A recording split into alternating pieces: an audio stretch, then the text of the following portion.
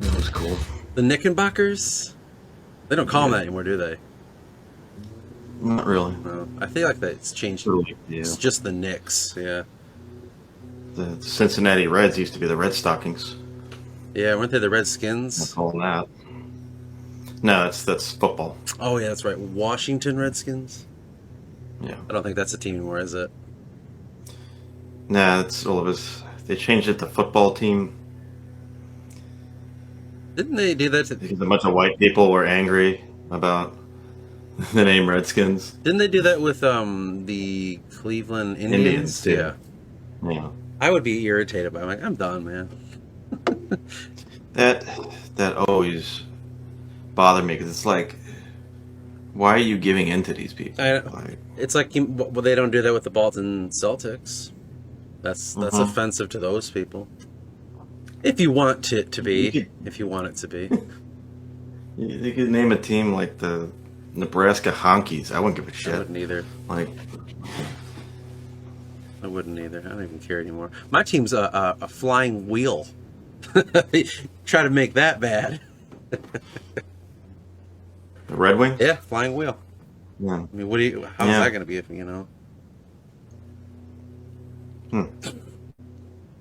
And I'm wearing a Red Wings shirt. Look at that. Yeah. They're not doing... That's special. By the way, real quick, we're doing pretty good. Both of our teams were up there in the division. You guys are fourth? Yeah.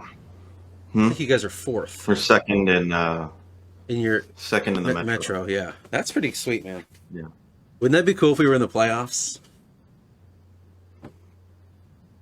Well, yeah, if you guys, it's been like, what, 10 years or something? Yeah, about 10 years. And then like the 10 years prior, y'all made it every year? 23 years in a row. Or 20, yeah. Yeah, my whole life up until that point, it was nuts. Yeah. What a sad time it's been for us. And then I guess the Lions are, I don't know, not doing great. So there's that too. But I don't really watch football, so. It's sport. Like it's sports. Yeah, it's ebb and flow. It's fun, but there's nothing that you can do to change it. To change the, you put all this energy into it, and then it's like, well, you rely on these other people. Yeah. To be like perfect in that moment. It's kind of interesting where all you're expecting them to do is create a perfect play to finally get the goal or to get whatever the sport is. And like that's what we're watching intently. Like, come on, man, like do that thing, win this game. It is kind of interesting as a people that we do that. Sports people, I should say. Yeah, you live vicariously through. Do you watch football? It's tough being that I'm a Giants fan, so the season's over in like October. Usually. So they're not doing so great. I mean, they had those 2 Super Bowls in 07 and 11, but since then it's been like 2 playoff appearances. Well, do you ever find do you have like a second team that you kind of like, I guess I'll kind of have a little interest in these guys, or is football not that sport for you? The Saints, just because I live here. Yeah, okay. But they're not good either. I'm not like a Saints fan. Gotcha. I root for LSU football again because I live here. Right. And we don't have college football in New York, really. So that is true, isn't it? Yeah, because it's interesting, like I was telling you a while back, I'm like, it's kind of funny that the Islanders was my team. I just liked them back, I don't remember, 2018, 19 or whatever. Because my Wings were just so bad. I was like, I got to find a cool team. I don't know what it is. Islanders were really good in the 80s before the Oilers, and they were just like, had all these great guys, Bossy and all them. And Bossy, right? And I don't know, I just liked Anders Lee, and I liked that team. And I just thought, like, these guys are because everyone had them as underdogs. I remember, like, well, now I'm going to cheer for them because people didn't. That was right after Tavares left to go to the Maple Leafs. Yep, he got booed. And and because he said he was going to stay, and then, like the next day, he posts a picture on Twitter or Instagram or something, and him as a kid in his Maple Leafs pajama pants. And what good has that done him?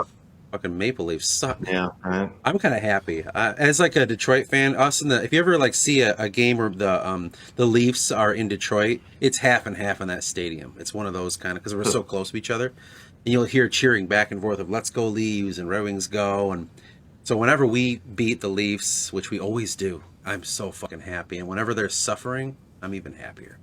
I love that they lost their star player. So Toronto's sort of between Buffalo and Detroit. Yeah, Toronto's like right across the bridge from Detroit. You know, the Ambassador's Bridge. It's right across the way. Well, then on the other side, then is Buffalo. And the other side, yes, is Buffalo, I believe. Hmm. Pretty close. That's where Patrick Kane's from, Buffalo. That's where my sister-in-law's from. Is it nice up in Buffalo? No. Isn't that the waterfall there? I've never been there, but from what I hear, it's very cold. Sure, it's nice different times of the year. It's kind of... I've never really been out, so I don't know. I mean... I've never... Yeah, I don't even know what the... Mackinac Island is something everyone thinks that I've done. I'm like, nope, never been to that. That's the island in It's that little island between the upper and lower peninsula. It's just a tiny little island. yeah. I've seen I think I saw a YouTube video on that. Mm-hmm. Also, it's been like here 2 days ago it was 40 degrees, 44, almost 50 degrees and sunny. And then literally the day later, you know, strong ass winds, blizzard conditions, temperature dropped like 30 degrees, and it's been snowing ever since. And then it iced over because it rained in between that. And that rain turned to ice. It's fucking Michigan weather right now. Yeah. Oh my God, dude. Said it once, I'll say it again. I don't miss that. It does fuck with you. I miss that It shit. does kind of make... Because I've been feeling sick for days now because of this shit. Yeah. Did you have a good Christmas holiday? You know, I actually made a... Whatever non-denominational celebration you have. Kwanzaa. We have Kwanzaa. Yeah, no, I guess we had a family get together very last minute, but it was cool.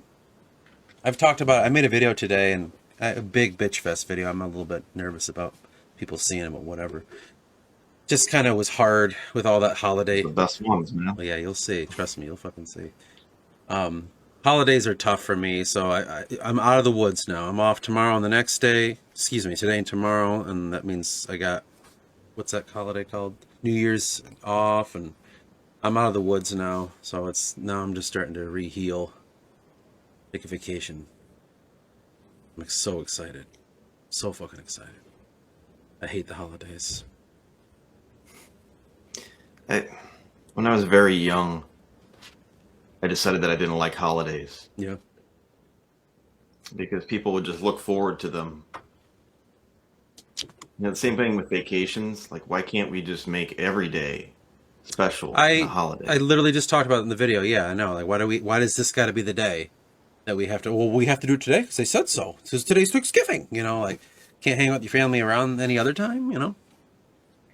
But yeah, I agree. For me, it was just like this is what you do because it's what people tell you to do. And then as I got older, and obviously working in retail with food, I'm so fucking sick of holidays now, just because of that. It's ruined it for me, honestly. I'll never forget one Christmas. I think I was working on Bourbon Street. I was on the walking beat on Bourbon Street. And it was Christmas Day. I was working from, I think we were working a shift from like 10 p.m. till 3 in the morning. Oof. No, 2, 4, might have been 10 p.m. to 5 in the morning. 10 p.m. plus 8 hours is what? Yeah, till 5. And it's the walking beat too, so like you're outside most of the time, and it was just cold and damp. You don't see it around here. And my sergeant came into roll call, and he's got like a bag of Cheetos or something, some sort of shitty snack like that. He's just like, Merry fucking Christmas. You want one? What's one thing? So like for me, retail, Holidays are ruined for me because of retail. What's something, you know, since you're in the police, what is like a thing that jumps out of mind that this ruined it for me? Just that job did. When it comes to holidays, Anything. It could be the first thing that comes to mind. What was ruined for you that I just can't be that way again? I can't feel that way again. Look at something the same way, you know, just something that was ruined because of your job.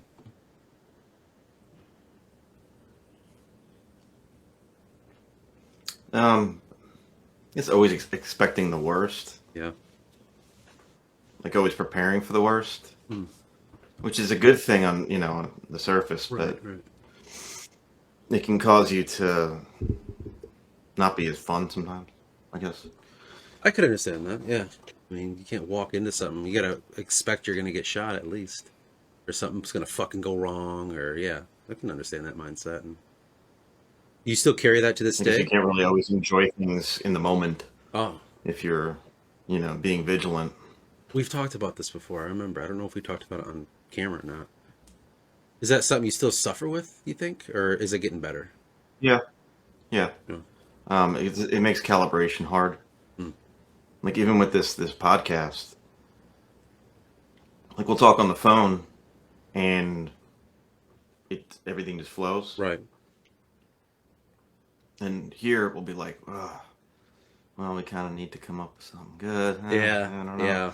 And it's like, no, we don't. And so I have my issues with planning. Hmm. It's like it's good to like plan generally for everything, but it's like I'm already doing that. Yeah. And then you tell me, well, you have to plan specifically for this, but I'm like, no, it's going to go wrong. Hmm. And when plans go wrong, when you're like the police, it's the shit hitting the fan. Like Right. it's, or at least that's what you prepare for. Was that like something that you had to learn as a hard lesson, or was it like, no, I just figured it out before? As in, like, was there a situation in your time that you thought, oh, I learned this because of this exact thing and I fucked up, or was it no, I just kind of over time learned it?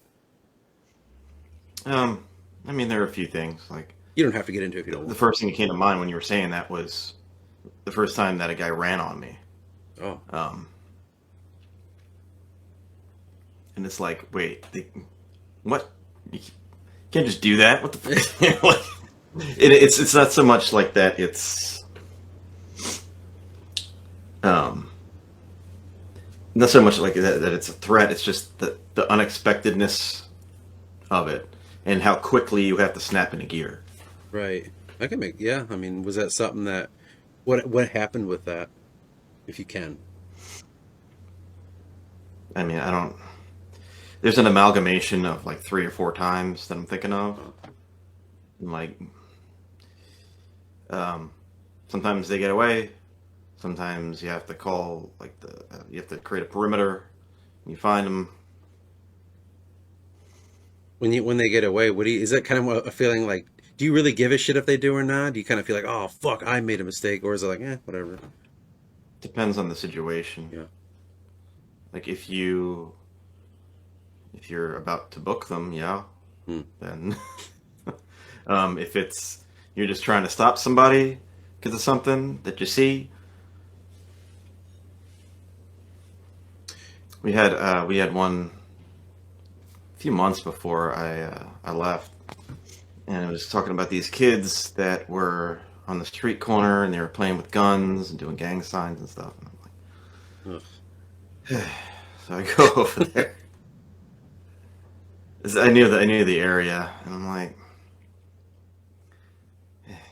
there's no winning that. Yeah. There's no win. Like that's just a lose lose. Because like, okay, let's say one of the kids does have a gun. Like, I'm gonna have to draw down on him, and then if he moves with that gun, and then you shoot him, like, it doesn't matter if he was armed to the teeth. Then you shot a kid, Yeah. and then it's You can get racial and yeah, you can turn all that. Or they don't have guns, and then you're overreacting. Yeah. So That makes a hell of a lot of sense where you're so heightened. You're like, I gotta expect the worst, but I can't let myself fall prey to it in fear. You know what I'm saying? Like you just shoot someone, you don't even realize, oh fuck, they didn't have a gun at all. Like it's yeah. crazy. It's like you gotta be on like That's another the thing. Even level. if they have a gun and you're in the right, It doesn't matter. Yeah. It doesn't matter because they'll only use unarmed when the guy's unarmed. You know, they'll only say that in the news or whatever. Right. But if he is armed, guess what? They just take out the unarmed part. It's good. And I'm just a white cop shooting a black guy. Or if he's like half black, then he's full black. Or if Yeah, he's, yeah. if he's Italian, then he's a brown guy. You know? Yeah, yeah. Like, Right. No. it's the guy with the Trayvon Martin thing. He wasn't a white dude, but No, he wasn't. he wasn't black. So they, you know, however they got to split people up. Is that kind of like? But yeah, so that call, I get out of the car, and I'm the only one there, too. It's a group of maybe 8 kids. No, like around 14, 15, I'd say. Maybe 16. And I'm waiting for my backup, and my backup is she wasn't a small woman, but she was a short woman. Yeah. So nothing, like, if she was a real badass or something, like, okay, but she wasn't.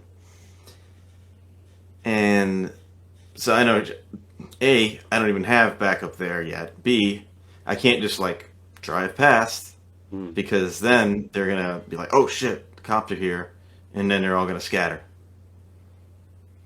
So the second I see him, I have to pull over and go up to him. So I did. And so I just went and just, as I got out my car, I took my gun out. Didn't point at anybody, just held it to the ground. From my waistband, my waistband, so they could all see it. I said, "What's going on, guys?" And then the one kid, who I had recognized him being he was a troublemaker, but he goes, "What's up? You gonna shoot us?" I said, "I don't know. You gonna shoot me?" And we just kind of stared at one another, me and the kid, and then the rest of the kids. And then when the other car got there, they all jetted. I didn't see any guns, but I saw plenty of them holding their pants. Right. And they all just ran down the block. So, what am I to do? I didn't see anything criminal, so I can't go and Right. Yeah. go after them. You in a sense, I mean, no pun intended, but you're handcuffed with Oh, what yeah. you can and can't do, and how you. It's like reading that situation. It's like, was your mind going a mile a minute, or were you fucking focused?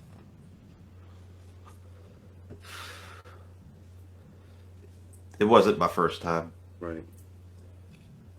So I was like, just as I had told it to you now, I was kind of going in there with that frame of mind.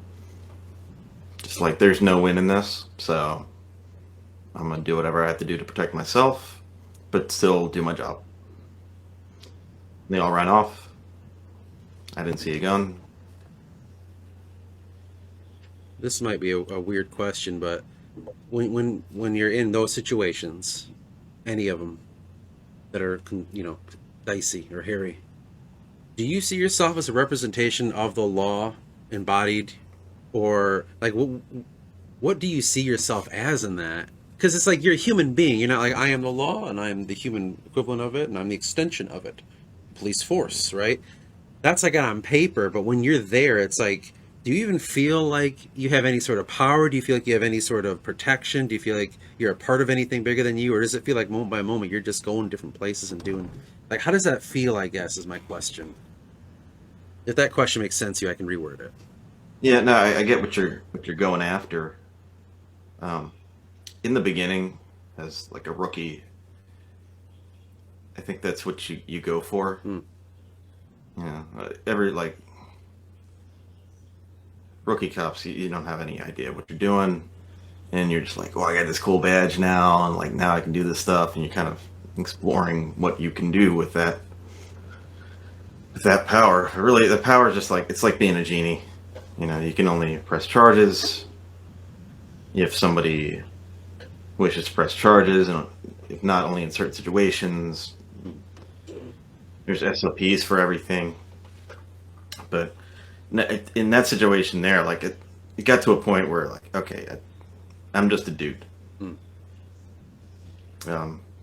Because everybody views you as that. They view you as this, like, you know, you got the lights, you got Yeah. the car, the Extension. uniform, the badge, the gun, the whole pomp and circumstance. So they view you as that.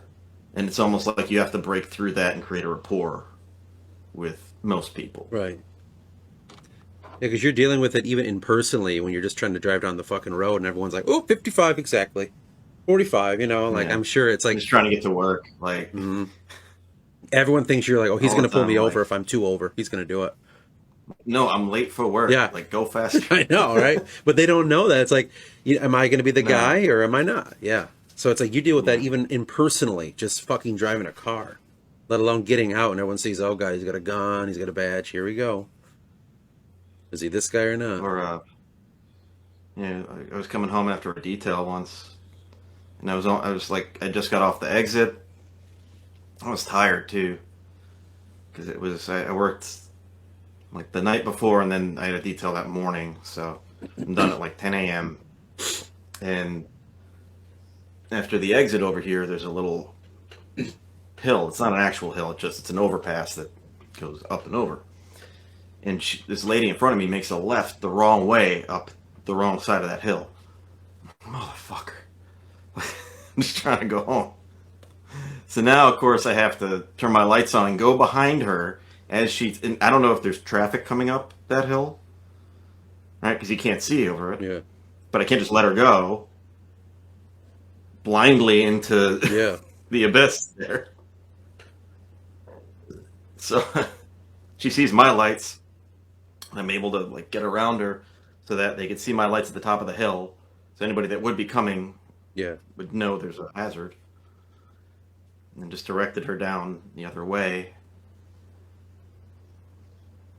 And I was like, "Pay attention! What are you doing?" Right. She's like, "I was just looking at the GPS." Huh. Seems like, in a sense, too, it's like, you are a babysitter. You are the kind of person that's like, is everyone doing what they're supposed to do? We have to follow the rules, you guys. This is society. This is, whether it's driving or people arguing on the street or something like that. You're just like a therapist, counselor, a fucking, the guy that spits out, here's what you're supposed to do, what you're not supposed to do. But at the same time, you got to build a rapport with people. Do you feel like as you look back, you had to be fake more often, or no, I was a lot more real in all that?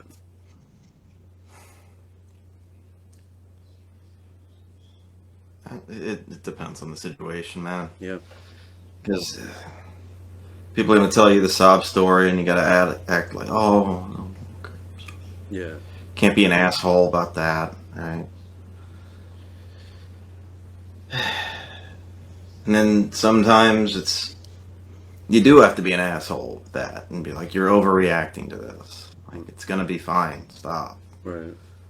Then you have certain, like, okay, so like suicidal things, right? Anything's an attempted suicide. You could tell somebody over the phone a joke about killing yourself, right? Yeah. We had one where a guy was on the phone with like the electric company or something. Was arguing about bills. And he said something to the effect of, what do I have to kill myself here to get you guys to stop charging me? And they called 911 because they have to. Oh, yeah, that's true. And then EMS was like, well, we have to take you to get, what's it called? Take you to get committed to talk to a doctor at least. Not committed, but, assessed to see if you're, the 30 days for, yeah. Because he admitted that's what he said. Mm-hmm. Yeah. Yep, I've been there. And then some people do it for attention, but you can't ignore it. So how much would you... One time that you ignore it, then it's going to be, and then, oh, like, you're not doing your job, and you could have helped that person. Do you carry that guilt, or can you find a way to separate that? No. No, that's good.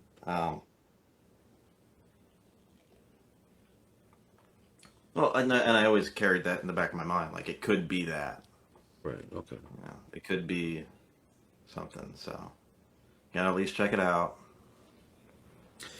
So then you kind of train yourself in a way to think that nothing's ever anything, but you have to be ready for it to be something Right. like that. Expect anything. It's like burglary alarms. Like 99.9999% of them are nothing.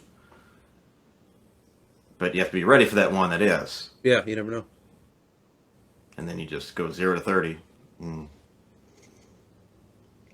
So would you say you're forever different now because of that? Or have you been able to maintain who you were before? I don't know about forever. Well, you know what I mean. Like how you are. It's tough to say because, well, before I was a cop, I was like a kid in my early 20s. So That's true. like, you change a lot anyway. Right, that's what I mean. That age. Yeah.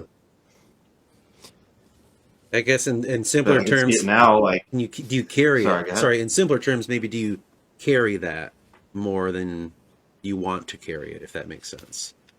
Any kind of burden or any kind of reflection or any kind of, and on negative side, not positive. I'm just curious if like a, On the negative side, yeah. yeah. It's definitely still on the positive side, which is probably why I still carry it Well, yeah. negatively. Yeah. Because, so like, my mom talked to me over the break. The break? What break? What am I taking a break from? Like, I went to North Carolina with Amy, and we saw my mom, my sister, and her family. And my mom told me, well, I need to talk to you about, what you're doing now, and, maybe you could get a job doing something. yes, that conversation. I'm like, doing what? Like, are you going to offer me a job? Because you're like, no, well, and it's just, you can't just sit around and I'm like, I made over 50 YouTube videos in the past 6 months, but I know that music is nothing that you value, so whatever. Mm. And she's like, well, it's just like, what you need to have like a direction, and you can't just not have a plan. Yeah. Otherwise you're just, and I was nice about it.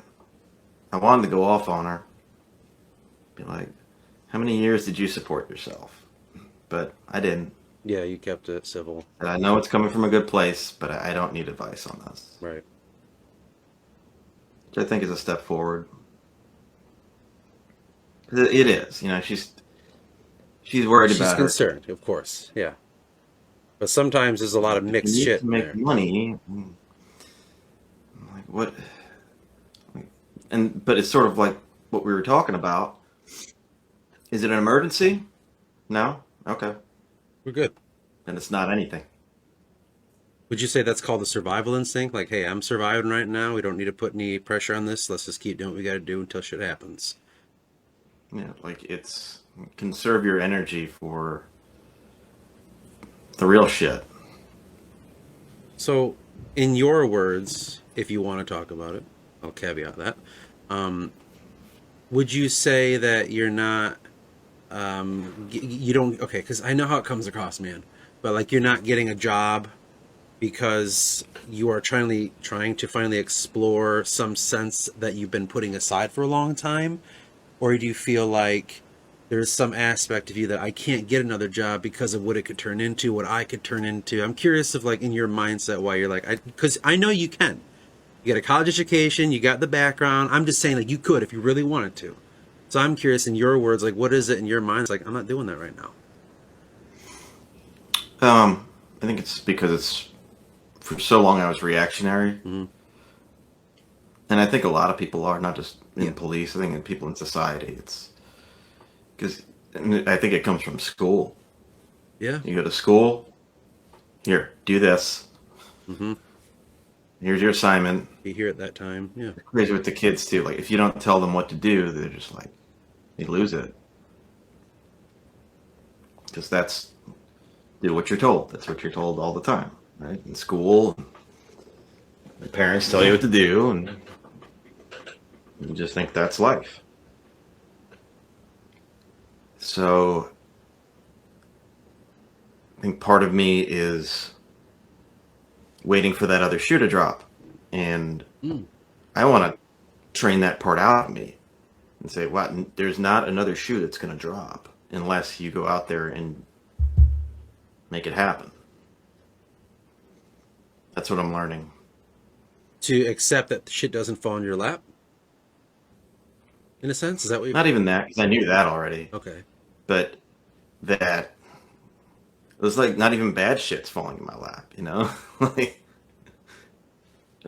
does it kind of feel like maybe you're in just, like a reset mode where you're just kind of like, I'm in contemplation mode or isolation in a positive way where you're just resetting yourself? Do you kind of feel like you're doing that right now?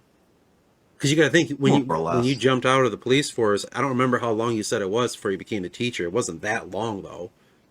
So it's like, Well, I left the police force to go do the lawn care business. yeah.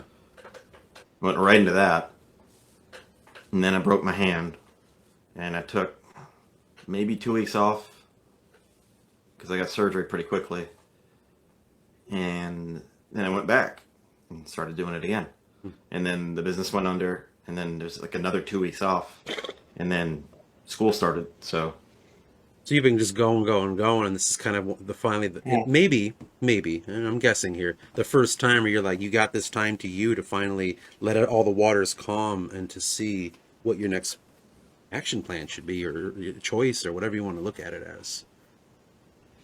yeah, and it's if you think about your whole life, you know, a lot of us look at what we're doing as our identity. Yeah. You know, I'm a farmer. I'm a banker. Even with hobbies, Sure, right? yeah. You're a writer. I'm a this. I'm a that. And it's like I have to eventually get rid of that What for? because it's not real. Mm. Like a limited part of yours, like eliminating the idea that like I'm not that limited, I'm bigger than that, or is it way broader? Well, you're just not as definable. Hmm. Like it's this. It goes back to I have to do something, like, Hmm. but you don't. Do you think that's something that, like, I guess, how do you look at that more positive or negative? That part of you in your whole life leading up to now where I got to be this, I got to do that, I have to be this. Like, how do you see that now since you've been kind of, thinking and having quiet time to yourself? Well, it's good to have a good work ethic, only as far as you're not afraid of doing hard work. Okay. Yeah. Because if you think that you have to work hard at something for it to be good, and I've discovered this through the mashups too, which I kind of already knew, but It was reaffirmed. yeah, and I'm sure you know that too Oh my from God. like your videos or writing. If you expect it to be a certain level of toughness and it's not, but then you make it that level of toughness and you start adding all this crap it doesn't need, and it ruins it. Yeah. And that's such a fine line. It's so hard to see what is ruining it and what's not until after the fact, generally.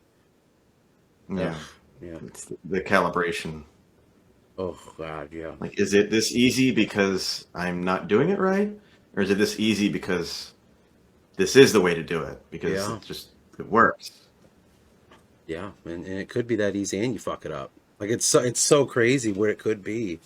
This idea of like whatever your thing is, like for me writing and you into mashups, like it was really easy, but then it sucked. But one time it was really easy and it was amazing, and then or it was really hard and amazing, or vice versa. It's like Yeah. what was I Yoshi's doing? Island one, right? Yeah, Yeah. was that chance? Was that just luck? Was that like yeah? How do you define that? It's kind of how one finds that definition and focus in whatever we're talking about. Like for us, it's kind of artistic. So that's already fucking ethereal because what's art to you might not be art to me, in a grand sense, or vice versa. I might say that's artistic, and you're like, no, it's not. Blah blah blah. So that's even harder to define it. Like, what is good and bad in art? The critics, the fans, yeah. Who define it? You? Is that what really matters? That's something I struggle with because I'm like, I like what I'm doing. And if I like what I'm doing, this isn't that the only thing that matters, or no? So sometimes I'll get caught in that mindset.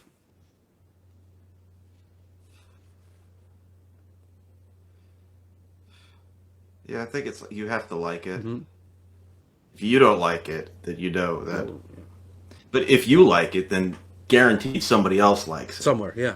It's like when you're a kid and your mom says, "Well, raise your hand and ask the question because if you have the question, then there are going to be 10 other students that have the same It's question." true.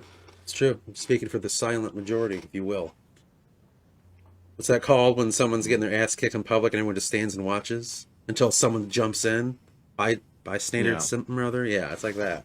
It's in everything with human beings. Sometimes we're just like freeze up. Am I allowed to like this? Am I allowed to intervene? And it's like, yeah. It takes a reminder of that. It's interesting, man. It really is when you think about where you came from, just you as we're talking about now, and who you become after that. You know, like obviously you're going to change a lot in your 20s. That's a huge growth period. You know, your first big one. Obviously, I know when you're a kid you grow quite a bit, but when you're in your late teens into the 30, that's like you going out, and that's all on you. How the fuck are you going to find this world? And it's very interesting your route you went, and then your conclusion back to where, because it does seem like your 30s is that moment of like, wait a minute, is this what I want to do? Did I live a lie, or should I keep going? Or no, I was really happy. It seems like, as you talk about it and how I feel, I can only talk about us. It just seems like a moment in your 30s where you're like, well, is this what I want to do? Is this what I should do? And contemplate a little bit before you jump into your 40s and Yeah. commit your life to a career or an idea. I mean, the divorce was a big part of that. Right, but that was another decision though. You could have been like, no, no, no, I'll make it work even if it's unhealthy. Like, but you chose. You know what I'm saying? You made choices for yourself and for her. Obviously, you weren't just thinking for you. You were thinking about this other person too. Like, it's good for both of us, and it was something that you did. You know, It felt it was inevitable at a certain point. right? Totally agree. But you still could have, in theory, fucking lived it out. You know what I mean? On paper, you still could have done it. It wouldn't have been good, but you know what I'm saying. But that's sort of like if things had just gone well or better, Huh? which I don't, there's no like different timelines. You can't like, well, on a different timeline this happened. Right. Uh, but like if I had had a relationship with somebody different and it went fine and I just continued with my job, I feel like this would have happened later. Like the things that I've learned. Right. Yeah. It's like I would have stuck with that job. Really? Yeah. I mean, if I'm supporting like a wife and kids, Yeah, you would have had to. Yeah, you're right. Right. At least for the meantime, like something else would have had to happen. Did you think? Would you have seen yourself advancing? Would that have been an objective No, of yours? No. no. Uh, that that kind of went out the window at a certain point. But if I had switched departments or something, which could have happened, if I moved, something like that. But with that department, that wasn't going to be an option, really. Okay, so maybe you were just kind of held back in that sense. But if you would have moved, do you think it would have been inevitable, or was that not in your character, like to try to like, I'm going to rise up the ranks, if you will, whatever the terminology would be, and maybe try something different I mean, here. when I was really young, I wanted to, Right. going into it. Like I was president of my fraternity, so I remember thinking like, okay, well, I'll just do it like I did with that, and just kind of get in there and like lay low, learn how everything operates, and then do my best, and I'll get rewarded with something like that. Hmm. But it's it's a little different. Right. Uh, Right. but no, I even like I signed up for the sergeant's test, and I think I took the written one. I think I took I took the written one, and I think I did all right on that. And then, but the next part was you had to come in on your off day and like wait around all day, and then answer these questions. But you had to write 3 essays for these questions, and then they were going to ask you about one of them. So I'm like, wait a second. Hmm. You're gonna make me write 3 essays beforehand. And there's like these bullshit questions too, like, what does it mean? What does the community mean to you? As like these broad, Right. sing song, rainbow and butterfly, like PR questions. No, I was way too jaded at that point Mm. to pursue that. Was that like an instant turn off? Like, fuck this? When you learned about Yeah, this stuff? Yeah. yeah. In your like, this is going to deviate a little bit, but in your estimation, only based on what you've seen and dealt with, and as far as you can understand it, would you say that on the whole, the idea of the police force is broken, or is as best as it can be, could be better? Like, I know everything could be better, but like, how do you view it now? You've been away from it long enough to really think about it. Like, honest, what do you really think about it on any level you want? Yeah, there are ways, of course, that you could improve it. Um, the biggest issues with it are the same with everything else. It's the same issues in teaching. It's a little bit different, like, of course. But it all comes down to like this top-down micromanagement bullshit. Mm-hmm. Looking at numbers, looking at people as numbers instead of people. That's the kind of shit that's gonna ruin things. If you focus on, like, what is the job? How do we do it effectively? Then you're fine. And like hiring, and things like hiring good people. Like, but of course, you have to put a metric on good, Yeah, you're right. right? Or a good teacher. What's a good teacher? I mean, That's very subjective in a sense. I mean, there is a institutionalized good teacher, but like, what is it when it's actually acted out in the classroom, in the setting, which changes from time to time? we had when I was teaching, we had observations, Is that when someone comes in and which are, watches you? yeah, Okay. and there's like announced observations, there's unannounced, there's all sorts of different types. Supposed to be critiquing what you're doing, Fine tuning. what is. Yeah.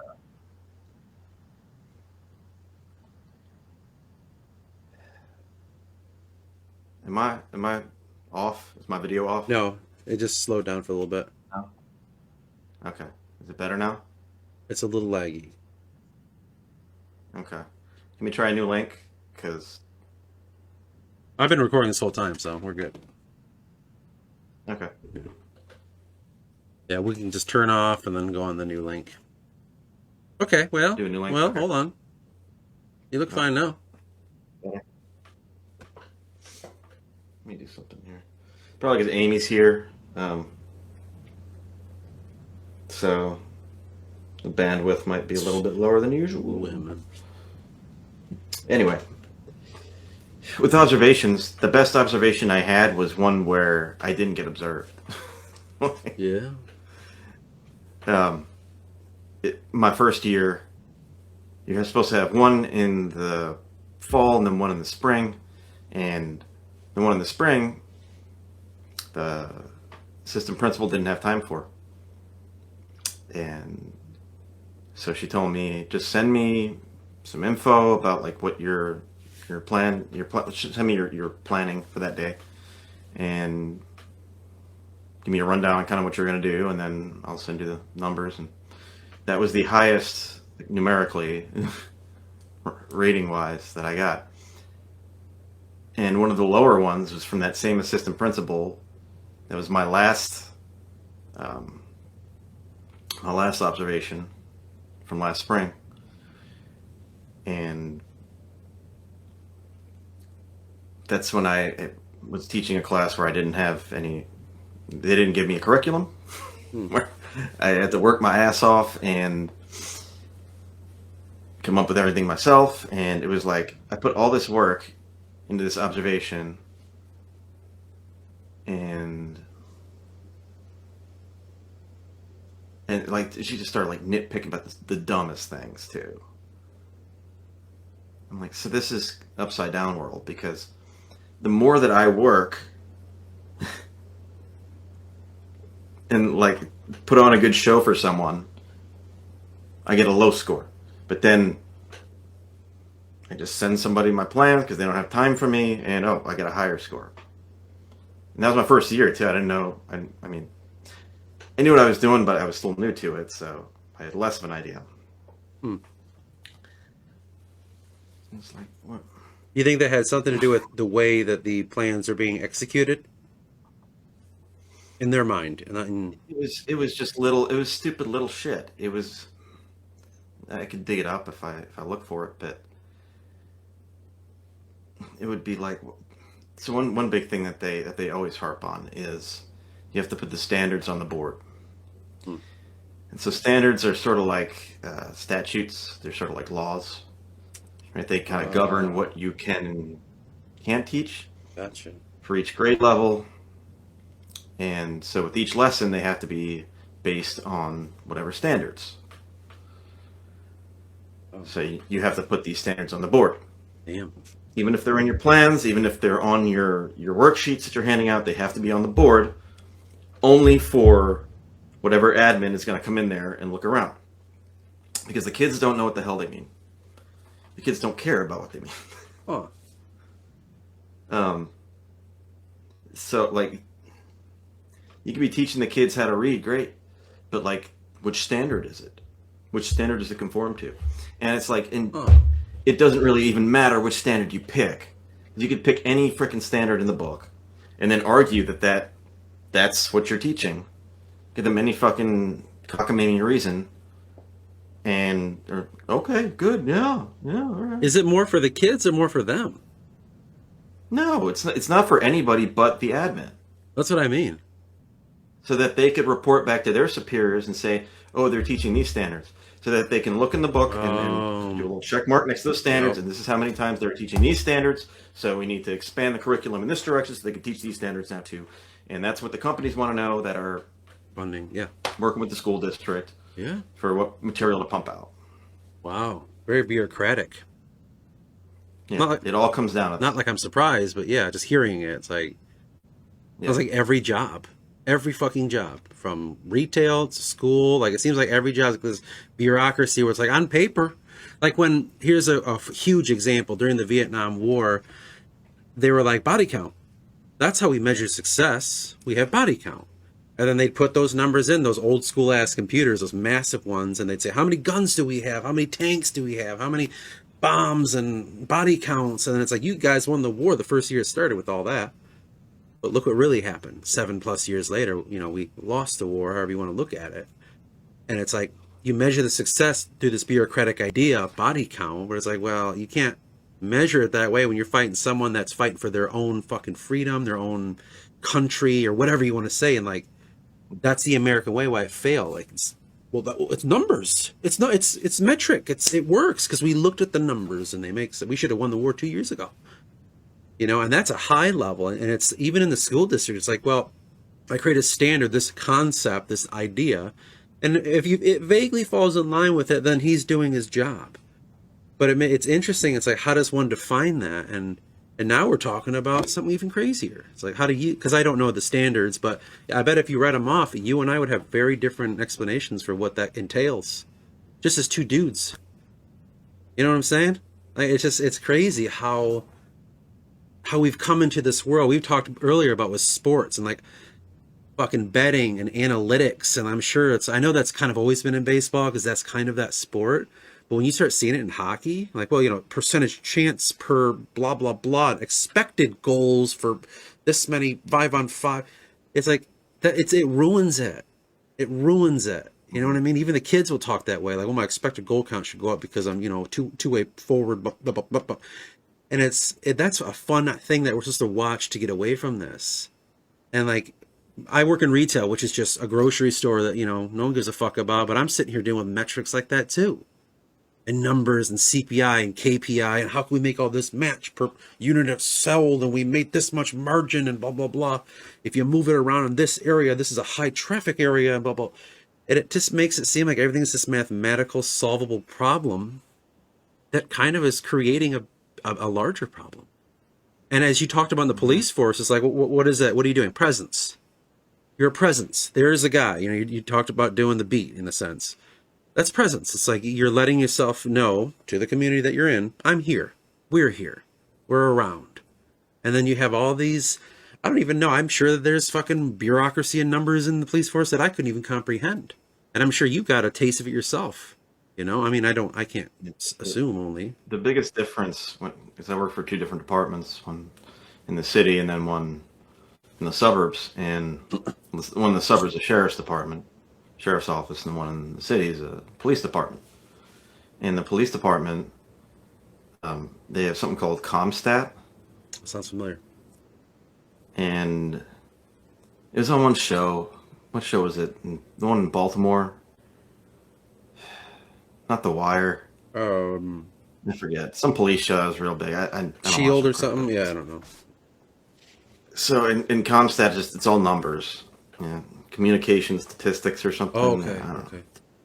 Community statistics. And because they can't, it's illegal to reward police officers of any type to make arrests. Yep. You can't incentivize arrests directly. So it can't be like $5 per arrest or something. Yeah, quotas. For obvious reasons. Quotas. Because then, yeah, like everybody's like, oh, the state trooper must have been low. It's the end of the month. He's got his quota. Mm-hmm. No, quotas don't exist. They're unconstitutional because they would cause lots of problems. Then you can't blame the police officer who's arresting people for no reason because you say, well, I got $10 every arrest, so I'm just doing my job. Yeah. So how do they get around that then? But they still encourage you to make arrests. And anything that you can arrest somebody for under the law, like there were certain, like driving under a suspended license, for example, that is an arrestable offense. Now, if you're caught driving with a suspended license where I live in the suburbs, you won't go to jail. You'll get a summons, you know, or a ticket. Yeah, just a traffic ticket, basically. But if you're caught with a suspended license in the city, you go to jail. You could get just a ticket if it's something like, you know, mother's got a kid in the car. And these were things that I would have to explain to my sergeant as to why I didn't arrest somebody if I wrote him a ticket for a suspended license. Oh, yeah. Or if they're you know, I guess disabled or something. The human element of that. Yeah. But yeah, but otherwise it can be something that you go to jail for or just get a ticket. It's up to the department and their policies. Did they make it feel like it's up to you as an individual? You feel pressured.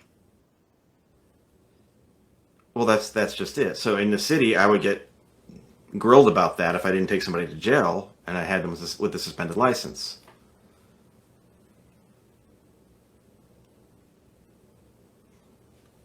The whole policy wasn't even to take them to jail out in the suburbs. So, but it's like they need to pile on these numbers so that they can report, look, we're cleaning up crime. Right, yeah. And it's like the idea with the drugs. You know, it's like, hey, we got more off the streets. We got a baggie off the streets. It's like, you know, like that's a small victory because the problem is much bigger than that. You know, when they're pushing cops to bust drugs and shit like that. It's like, yeah, but we got this drug dealer off. He had like 15 kilos, blah, blah, blah. And it's like, okay, that's one guy. You know what I'm saying? It's like, it's a huge concept, but like the small idea, these small victories, we're winning over terrorism. We're winning over drugs. And, you know, when we were growing up, that was a big push of DARE and all that shit. And it's this metric shit. It's just bureaucracy. You know, I'm pretty sure DARE was a nationwide idea. But yeah. Well, yeah, it doesn't address the actual problems. You know, it doesn't address why are these people doing drugs? It's the small dealers that it'll get, small time guys. If their life was better, they wouldn't want to be on drugs the whole time. They would want to enjoy their life because it was so good. Systematic. We're talking systematic problems. And Why are obviously, kids like carrying around guns? that's what I mean. So you're dealing with something that you notice like this is a system. This is systematic. Well, This is yeah, much. This is like put the system on trial in a sense. But you have to keep going out because there and it's playing not the even a game. question. Like it's not even a question for some of these kids. Yeah. So like, do I really want to carry that gun around? Now some of them are idiots and they're just doing it to impress their Yeah, of friends, sure. course. But it's like a matter of course. It's like, well, the other kids have guns or access to guns. Yeah. Now I'm 13, so now, Pressure, time for society, me to get a gun. culture. Because if not, then, you know, if somebody shoots at me, Damn. It's like, did that affect you in any way near in the end there? Where you're like, this is unwinnable. Or did you kind of stop for other? I know you said you went and did the other business and stuff like that, but was that part of it where you felt like I can't? There's nothing I can do. not really. Okay, I think I was too much in it at the time to really look at things with such a macro perspective. you're right. Yeah, And really, because you don't get to spend much time with anybody, especially kids. Because if you're dealing with the juvenile, it's like you're either bringing them to children's hospital or you're bringing them to jail, to juvie. Um, but then I got to spend time, with high schoolers as a teacher, and so they kind of get to know what's going on inside their head a little better. what was the biggest thing you learned from being a teacher? Huge thing, something that jumps right out when I said that. I don't know. Um, I I guess that I could deal with all sorts of people, Hmm. and I can reword it to make it simpler. that the education system's fucked. Like, Yeah.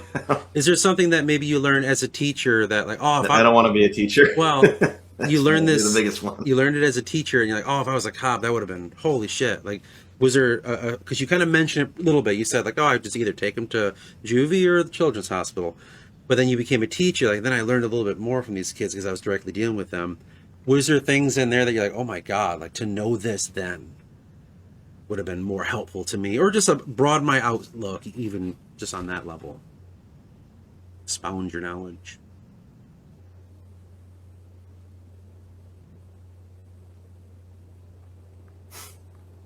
I don't think so. No. Nothing's coming up. Like, Could be their own politics. because you got to realize, like, I was already there at the end with the police. Like, yeah, I didn't have that kind of macro view of things, that 1,000 feet up view of everything. Now that I'm removed from it, I do. But at the same time, I was still trying to just talk to people because A, it's less work than having to run after somebody Yeah. or get hemmed up for tasing someone or shooting somebody or and having to bring somebody to jail, write a report. Like if you could just talk to somebody and resolve things and find a solution, then why not do that? So it was kind of that was the first part of it. Work smarter, not harder. Mm. And then on top of that is the human part of it, where it's like you're dealing with people that are probably, I forget who told me, it was somebody in some conference or training. They once told me that you're dealing with people who are probably having the worst day of their life. Yes, I remember that piece. Like just about everybody you deal with is having the worst day of their life, Mm. or one of the worst. Right. And it's true. You get like a skewed view of things because you're just dealing with people that, Yeah. for you, it's another call. For them, it's this. This is the only time it's ever happened to me. Yeah. Generally. Yeah. Generally. How do you not let that So, get you though? How do you not how do you remember that when it's going on? You know what I mean? Like, hey, they're having their worst day ever. I can't. Well, like I said, because if you get too worked up over things, either A, you'll get yourself in trouble, or B, it's just a waste of energy. And afterwards you look at it and you're like, oh, well, I didn't need to do all that to do my job effectively. Wow. It's kind of looking at it Right? objectively. It's, If I use the word dehumanizing, is that incorrect? If I use the word dehumanizing in this situation, is that an incorrect way? Like, in what context? like how you have to be objective on each situation like that, not let yourself get caught up in it, get in trouble by it. Like, do you have to kind of dehumanize these people in some way? Well, that's the thing. Like, you can't allow it to get to that point. Okay. I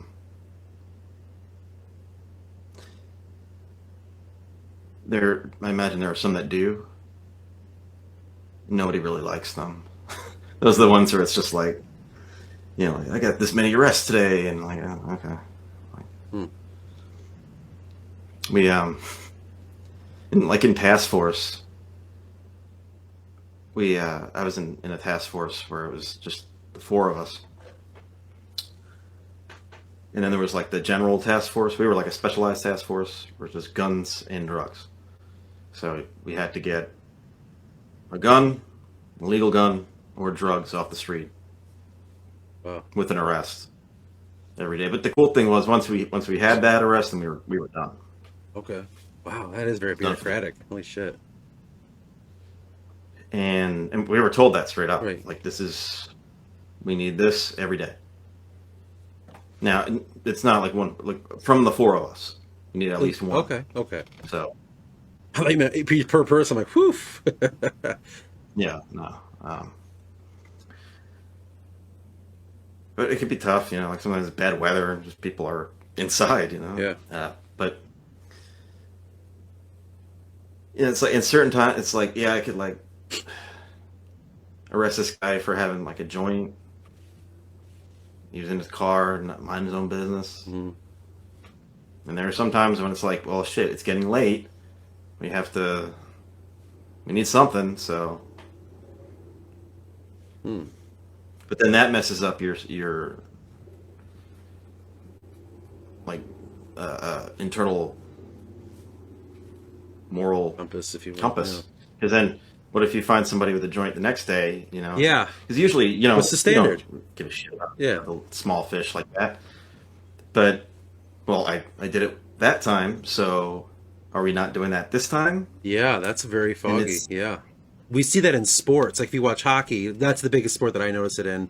Well, if you're going to call that, then you better call this then. If you're going to be calling these plays and you need to be, and it's like that same level. And it's like there's that pressure. Like, I guess I got to call the ticky-tacky shit now.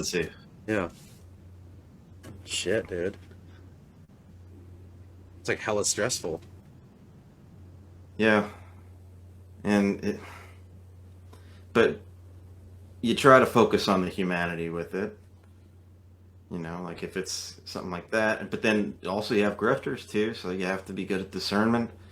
Because there's some people like, man, my kid's inside, and they're just lying not to go to jail. Yeah.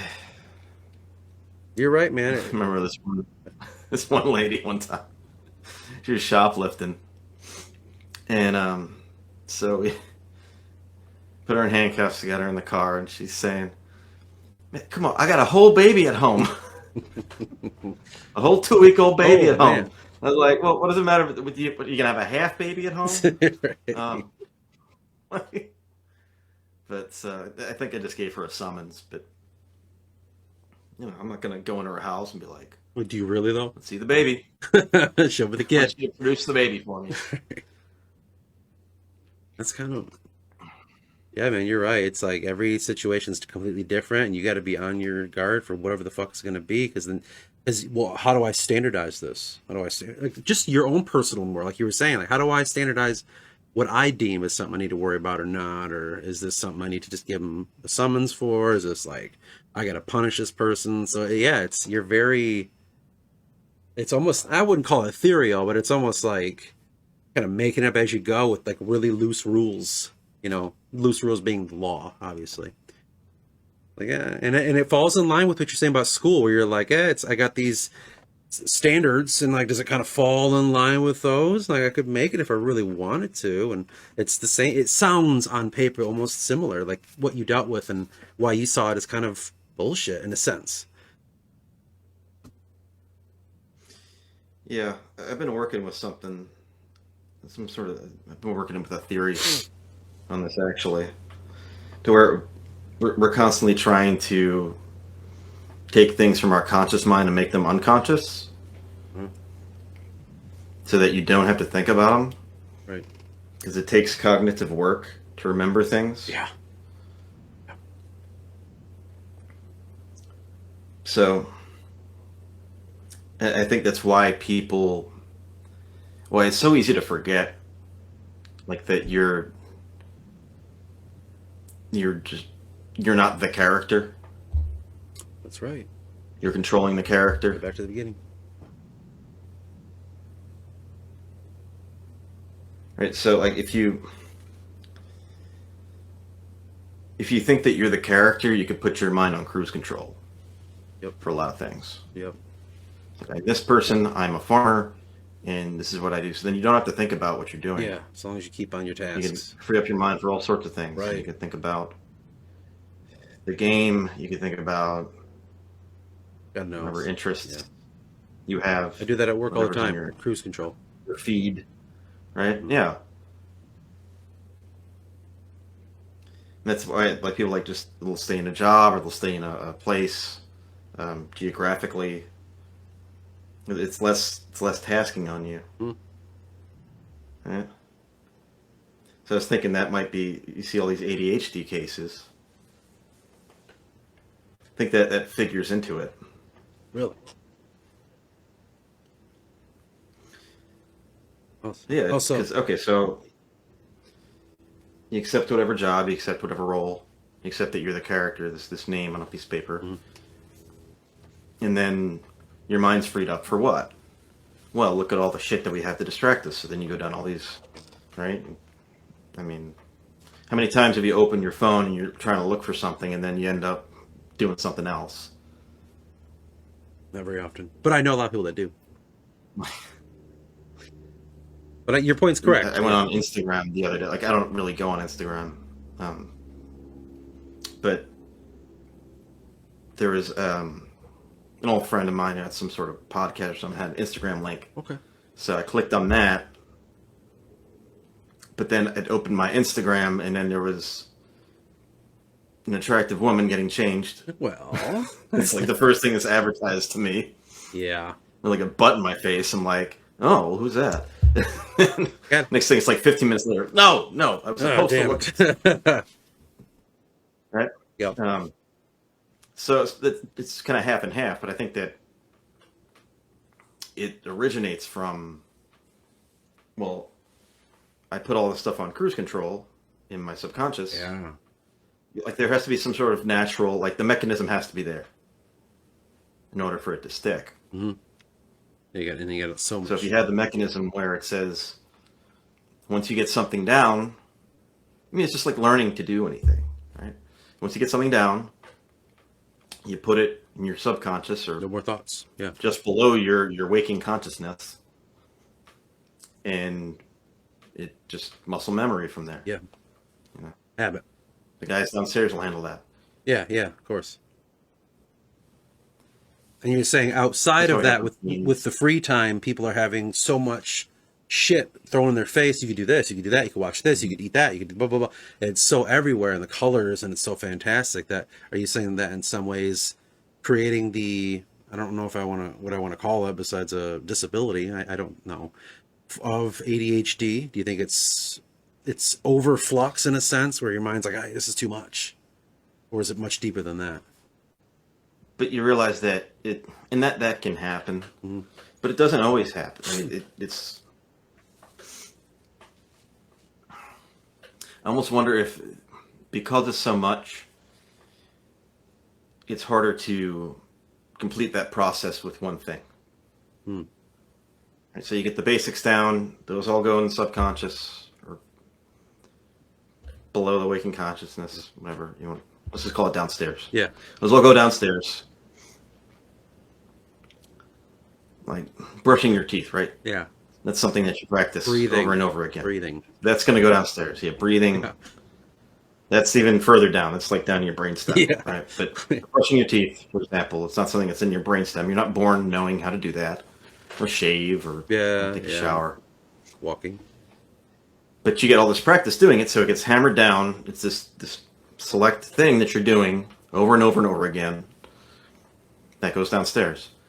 But there's so many different things happening upstairs that unless you make an effort to really practice one thing, it's not, and you actually do it, it's not going to go downstairs. Yeah, you're right. It's like you can't. There's so many things. Yeah, you're not nailing anything down. You're not letting your brain fall into the rhythm of it, if you will. Whatever it is. I mean, think about how we lived, maybe 200 years ago. Mean something. I thought about it the other day. I have so many goddamn interests. And then looking at Amy's daughter, like, and she's got like the amount of interest she has, and then the interest that she had before I even met her. And it's like she played guitar for a little bit, she played keyboards for a little bit, and then she did crocheting, and then she did this, and then she likes that, and then it's like just so many interests. Yeah. It's like finding a platform to put it all on, or like to express it. So it's like for me, this I can only say because of this. My mythology is the encompassing of all my interests in one room. It's how do I take this and that and this, and how do I see all these things and put them in here and make it universal, at least to me, maybe not someone else. That's what my mythology is. So it comes across as singular, like, oh, he's hella focused on writing that thing. But in reality, I'm just looking at the world around me and everything I care about and just putting it in here and just looking at it, compartmentalizing. Okay, that goes here and that goes there. When you take these interests and you put them into a story, do you find a common thread in all of them? Yes, negative and positive. The negative one is the biggest one, that nothing really matters. And I don't like that thought, but sometimes it's not like it's always like that, but it can be. Like, for instance, you start to realize a lot of things people do in their lives, and when they're in their 50s and they got kids and a mortgage and all that, and they're like, oh my God, my life was a lie. And they go through a midlife crisis because everything they thought mattered actually didn't. That's one thread that I notice. Sometimes we get caught up, like the bureaucracy shit. When you really nail it down, it's going to fail. It just feels that way. So there's some aspects to that. And then positively, faith. We all have this blind faith, or whatever it is, your favorite cartoon, to your music, to your religion. Like, you have this faith that, like, I just believe this is the best thing and they're going to make a better album next time and blah, blah, blah. There's a lot of aspects to it because for me, I look at everything from hockey to going out in nature to, my job, to our conversations. Like, what's the through line to this? And the biggest through line would be, like, what would make them all similar is, like, well, they've come from a mind. They've come from, somebody's, if I talk to you about nature, it's not like nature's telling me this shit with a voice. It's me deducing based on everyone else's thoughts that are living and dead and how I define them. And so consciousness seems to be the biggest through line to everything. If I tell you, think of a tree, you're going to think of a tree that you saw or what you would imagine would see. The tree didn't tell you that, you did. So it's like it's consciousness is the biggest through line. And another big one we've talked about in other videos is like good and evil, moral compasses. How does one define this compared to that? What's good? Is it better to have a full head of hair or to not? You know what I mean? Is it good to shave your beard or not? So it's like, who the fuck's asking? So it's all subjective. I guess that Everything's relative. that's the word, relative. Yeah, that's a huge thing. It's like, I could tell you how great the sport of hockey is, but you might be like, yeah, it's cool, but I don't really dig it. Who's right and wrong? You know what I mean? So those are the biggest things I notice. What's good and evil? What's right and wrong? It depends on how you define it. And we've talked about this before, so it definitely falls right in line with that. So did you review your year? I'm going to pretend like I did. No, for me, my year in review, would be probably the most, how would you word this? I learned so much in this year, it feels like more than I ever have. But I know next year I'll learn even more. I fought off the tendrils of the limited view of religion. I confronted a lot of death, personal death in my life. I gained very negative insights on my world around me and really let it swallow me whole, and kind of fell into the dark of pointlessness of this world. Like, well, this doesn't matter. And I'm slowly crawling out of that now. I made a video about that today, about getting out of this. I would say that I learned to really trust myself. That was the hardest part about, because art's the biggest place for me. I always looked at my art, whether it's music, writing, drawing, you name it. I'm always like, that blows. I'm so fucking shitty. I'm so bad at what I do, and nothing's good enough, and I wish I could be better. I wish I could be better. And so in some way that made me want to be better. Like, oh, I'm going to improve. I'm going to get better. I'm going to write better. I'm going to fucking play my guitar better. And it did have some positive actions, but at the same time, I didn't enjoy it. I'd never enjoyed the writing until relatively recently, because I was so fixated. Like, how can I get you to see what I'm trying to fucking tell you right here? I want you to see this bridge or this character or some shit. And I got caught up, and I lost sight of it.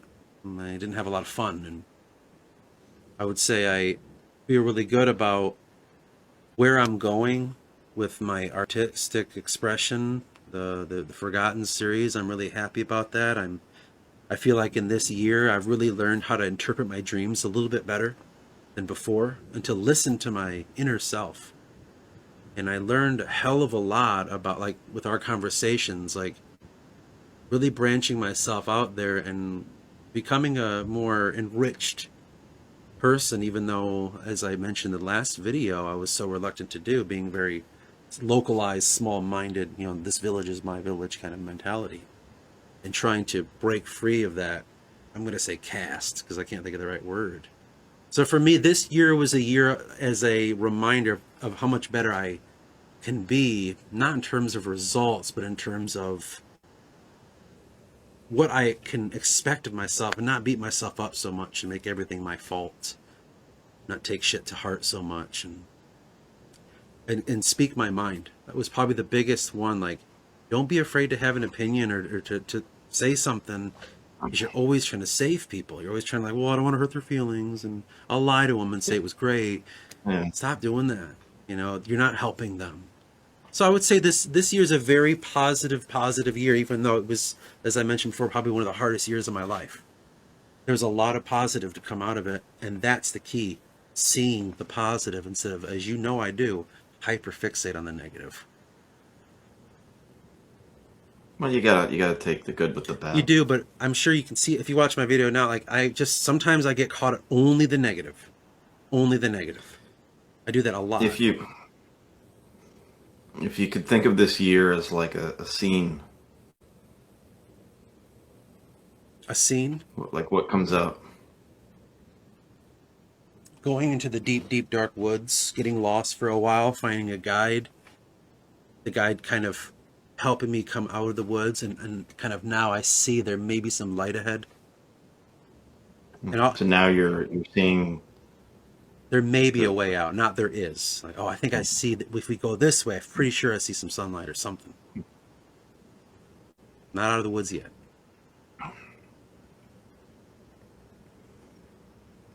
For me, it was, at this point, I've already been slaughtered, and I'm being carried off, and, like, there's garbage being thrown at me. Like, that's,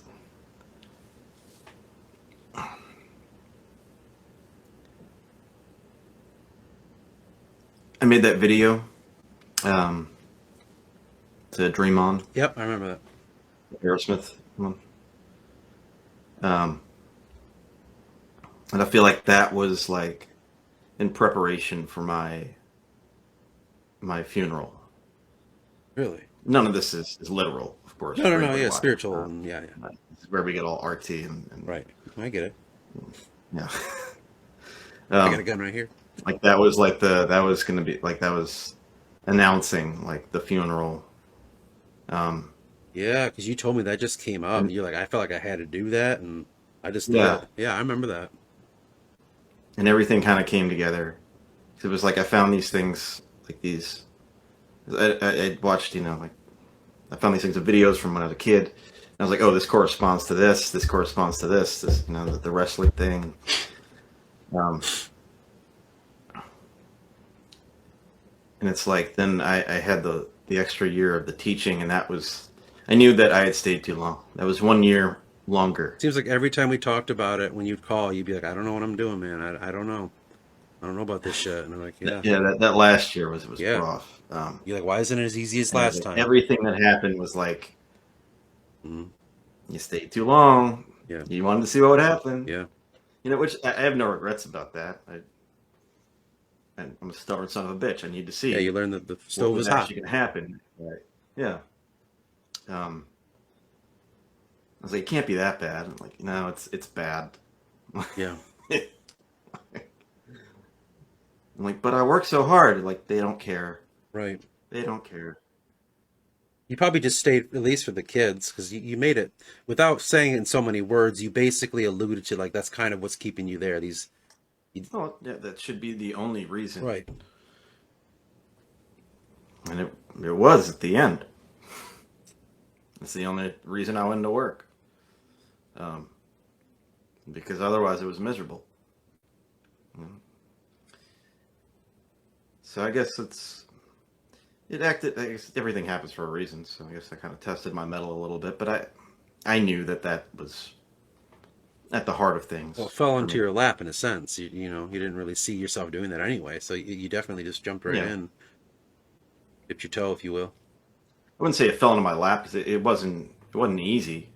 No, but It like I've wasn't a never been job where I presented was with just that like, job, so it's like it kind of came to you and it says take it or leave it, and you chose, and then you did it it. was an easy job to get. It wasn't an easy job to do. Right? Put it that way. Yeah. Should it have been? That's a really Should be easier. yeah. I know that's a broad question, but More so just time wise. Like you should have more time to do the things that they want you to do. yeah. So it demands a lot of time of you, Right. especially if you're teaching something new. Like you need time to learn that shit yourself, And digest it. Yeah. So you can. and then plan the things out Yeah. like they want you to. Okay, but then they take the time away from you slowly but surely, and it's like okay, well, like. So then the second year, I was teaching the same thing, so that was a bit easier on me. But still, everything was evolving, and I knew what worked the year before. I knew what didn't work. So certain things I was getting rid of, certain things I was, making certain things more, not more complicated, but more complex, Mm. making things more deeper, and improving the good stuff and getting rid of the bad stuff. You know. But then the third year, it's like, okay, here's all new shit, and then you don't get the research, you don't get the support, you don't get anybody, uh, like even like the admin, the ones that were good were they were swamped too. So and they were, when it's a top-down micromanagement thing like that, we've talked about this too. It kind of creates like an egregore Yeah. where everybody's on edge, and so like they're not Huh. helpful like they used to be, and everybody's pissed off. So yeah, that was all that was left was the kids. But regardless, that was kind of like the all right, like now I'm dead. Like that was the it killed everything off of me and I didn't even have time to do anything else because I'm sitting there. And one thing I actually went over my recap that I forgot about was so when I did finally get some material to work with, what was it called? Cengage. That's what it was called. Cengage. This stupid program online. And if you just give the kids the online program, all they do is skip right to the tests and then cheat on the tests. There's no way to lock the screen or anything. So They'll just cheat on the tests, and that's that. And, I mean, can you blame them? Nobody's teaching them the shit.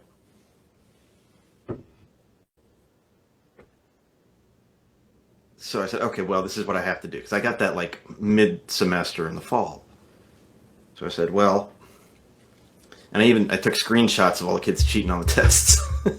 So I'm like, if anybody asks why I'm doing what I'm doing, this is why. It wasn't to, like, get the kids, because I knew. Yeah.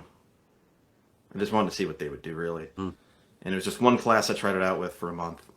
And I needed a break anyway, because I needed to catch up on everything. But that's, like, and so the next semester, that was my first semester teaching it. But now that I have the material, now I have to come up with everything again, because now I have to conform to this material. So I would take the chapter in just like a reading portion, so however many, 10 pages or so on a screen, and I would copy and paste all of it into a Word document. And at the end of that, it would usually be about 20-something pages on a Word document. But it had all, like, the spacing and everything, and the bullet points, and the bigger font that you'd have from the website. And then I would just take out the shit that didn't need to be there. The shit that, okay, they're going to know this already. Or this is redundant. Or they learned this in an earlier chapter.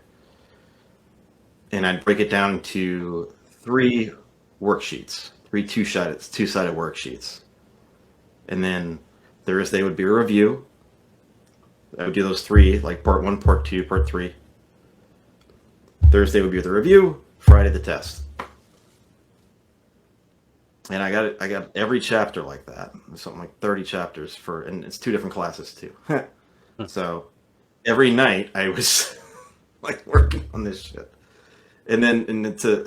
I would work on one for like 2 hours until I was burnt out on that subject, and then I'd switch to the other subject. And I'd do that one until I was burnt out on that one. And then I'd go back and do another hour there, finishing up the first subject, and then another hour finishing up the second one. See, yeah. I was dead at the end of that. And now I'm being carried through the streets, lifeless, with everyone, not everybody, but all like the villagers they're spitting, You're responsible throwing trash for your death, in a sense. You know, as I'm hearing this is what came to me. Now, you might hear that and be like, totally wrong, but I don't know. This is what came. In some sense, especially this was all reinforced by what you dealt with in the police force. That's the caveat here. You were basically, just like as when you were a cop, as a teacher, a mouthpiece to a bureaucratic idealism. Here's what this should be, here's what that should be, guidelines, curriculum, blah, blah, blah. You were the mouthpiece of whatever they said you need to put out there. You had to interpret it in your own way and give it to them. You were, in a sense, put on rails. And I said, that reminded you... Okay, so it reminded of the idea to break free from it. Because you're like, well, I'm going to try to get out of this. I want to do this in my way, or at least the way I think will work for them. And as you were just explaining, like you were doing these things to kind of, in a grand sense, really help the kids, even if it was a little tough for them. But because you weren't allowed to, there was some sense of death. In other words, not a part of you died from this world, but that was maybe close to the last straw of you going like, you know what? I can't keep playing the game like this. And not being a teacher anymore was a moment of like, clearly you want to teach. I can't teach the way you want me to teach. I can't be your mouthpiece to this shit and spew this stuff on these kids. In so many words, in so many ways, maybe that's what kind of happened. And the sacrifice is that part of you that you yourself are like, that you've accepted that that's what's happening and you're laying it to rest now. And here you are in your new stage, like, I'm about to do something, whatever that'll be, new for yourself. That is just what came to me, Yeah. now, right or wrong. It's sort of like, would I still be compatible with this? Because I was still relating it to the kids each time. Like, that's why I did that work. Otherwise, I would just, here you go. Right. And we just give them they could log on, Yeah. online and Be the mouthpiece. Let them do know it. how But you interpret it and what they should know about it. And there you go. You did your job. you know, Phone it if you have in. any questions, I'll be up here. Yeah, phone it in. Right. You could have done that. Um, well, and that's what I did for that month Right. with that one Well, why class. did you leave then? The fall semester, I said, look, and I had threatened them with it too. The way I set it up was like, they were a bad class too, and it was overcrowded. It was 33 kids, which is the legal limit. It was more kids than that beforehand, and I bitched about it. But so it's 33 kids, and mostly seniors. Yeah. So they already have one foot out the door, and But I told them, I said, if y'all want to act up, like, I don't need to do this. I could put y'all all on computers. We got Cengage now, so. And so I waited for a day that they were really bad, and I said, you know what? Next month, even though I was planning to do it already, that next month, y'all are all going to be on the computers. You're going to be left to your own devices. So. And then I did it that way, and at first they liked it, but they grew to hate it. I'm like, this is just the same thing, and it's sort of. Then the last month, then in December, they were like, not begging me, but they were happy to have me teaching again. Right.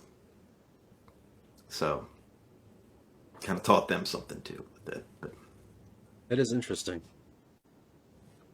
so I did that to sort of see what would happen. So like, okay, yeah, but clearly that can't work. So I had my evidence as to why. Nobody ever asked, by the way. I never even had to use that evidence of the kids cheating.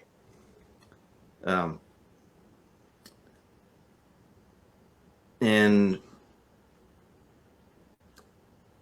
so like now I know which way I need to do this.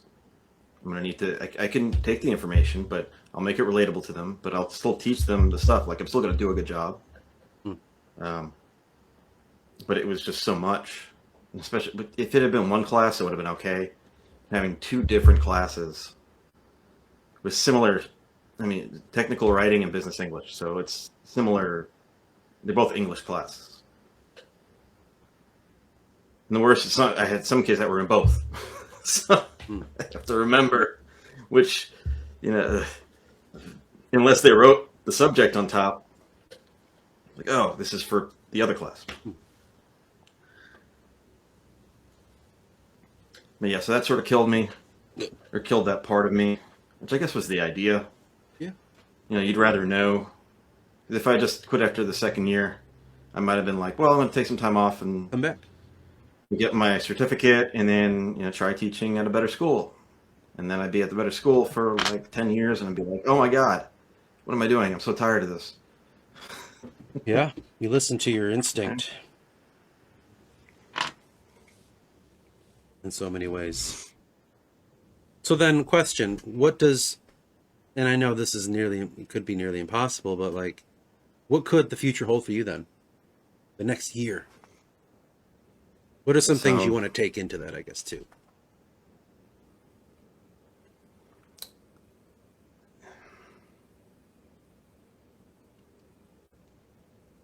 I think that's kind of the hurdle, is figuring out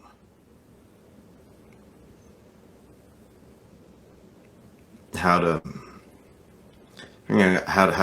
do that, like just pick it out on my own and be sure of it, because of that reactivity like I talked about. Like there's always like a catalyst that, like, okay, well, I could do this, I could do that, but there's no emergency, so I'm not going to act until something is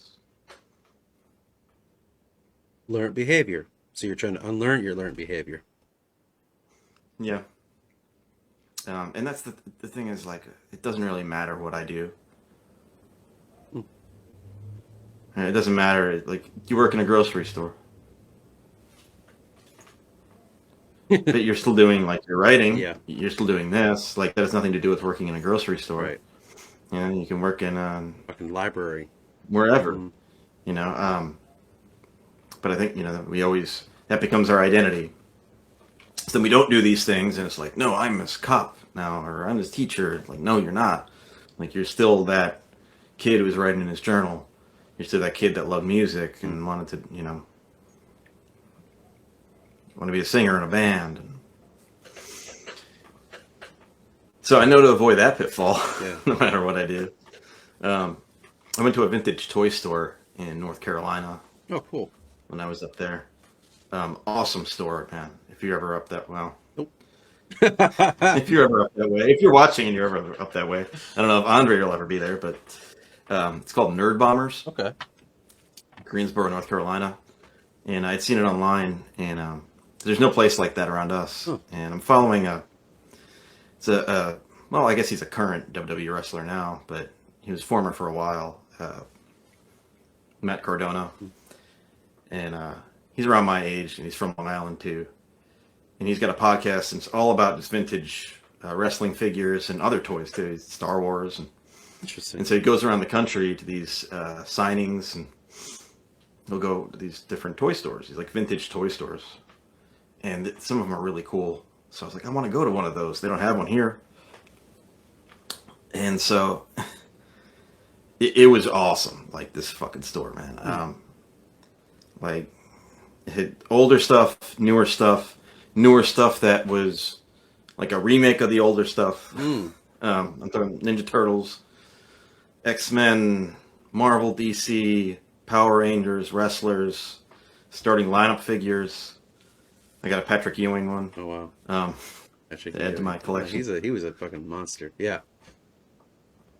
Never won the ring though. Charles Barkley didn't either. Yeah. And like every type of trading card you can imagine, vinyl records, old books, comics. I was like, this is amazing. Yeah. I loved it. I thought about going back the next day. It's like an hour drive. And I was like, no, I'm good. You get anything cool? But yeah, I got a pet and told you. Well, I know anything else. I don't know. Maybe you didn't say everything you got. Yeah. But I thought about, I was like, maybe I could work someplace like that, or maybe I could open a store like that because they don't have one here. And then of course, I have a dream last night where I'm working in a place like that, and like the guy who runs it, like he's not very organized, and he's like, well, maybe we can move it over here. And I was like, well, it would work better over here. And I'm just like, ugh. And I'm looking at the same freaking toys over and over again. And he's like, how much does this figure cost? Yeah. I'm like, I don't know. Go online. And I'm like, oh, okay, fine. I won't do that. That is something I realized when I was young. That I mentioned that before. Like, well, you hate your job so much. Why don't you do something else? I'm like, because I hate it. I already know. It doesn't matter. You could put me in the middle of fucking something exciting, and I'm still gonna be like, ugh, gotta do that again. You know what I mean? Like, you know what you want to do, and it's sometimes, like in my case, no one's gonna pay me to ever do what I really, really want to do. So I might as well just do it while I can. Yeah, but then there are people that are like professional writers. I know. And I'm like, who the fuck is paying you? Especially now with AI, like, and I realize that's it's really slowly like turning, and you know, like news sites will pay people, but I know they're not even that good of writers. A lot of these people. I know, you know, and how do they stay employed? Is you just get a position and then you hold on to it. Yeah, and you have a book, and then publisher will help you. Yeah, it's like finding the right people. Finding the right people. You know what I mean? Like some people. I mentioned this in my previous video. Like some people grew up a little bit higher on the totem pole, and they're, well, I know a guy that published a book. Why don't I get you in touch with this? It just takes that sometimes. I always hear, whether I want to believe it or not, or anyone, it takes a lot of who you know. And I grew up in a village. I don't know anybody that could help me in this. I guess I could be, you never know. But yeah, I know there's a lot of published authors, and I'm not, my writing's not bad, but like, I don't know. We read this book in my class, which it's a good memoir. Like it's well written, but it's a memoir. Tara Westover's the author, and it's called Educated. Right? And so the whole thing is she was brought up in like rural Idaho, and basically never, like, she was homeschooled by mom, but it never really, they're like a Mormon family, they didn't even go to school, but she never really learned much there. She ended up just like reading textbooks on her own and stuff, and took the ACT, and the first time she didn't do great, but she eventually did all the books and studied and stuff, and then she got a 27 on it, and then ended up going to BYU and got her degree, then got her doctorate and all these things. And it's the story of that, right? And how, and you could see like how that flows. Like, it's important to get an education and not be homeschooled, and religion's bad, and like all this stuff that they want to drill in the kids' heads.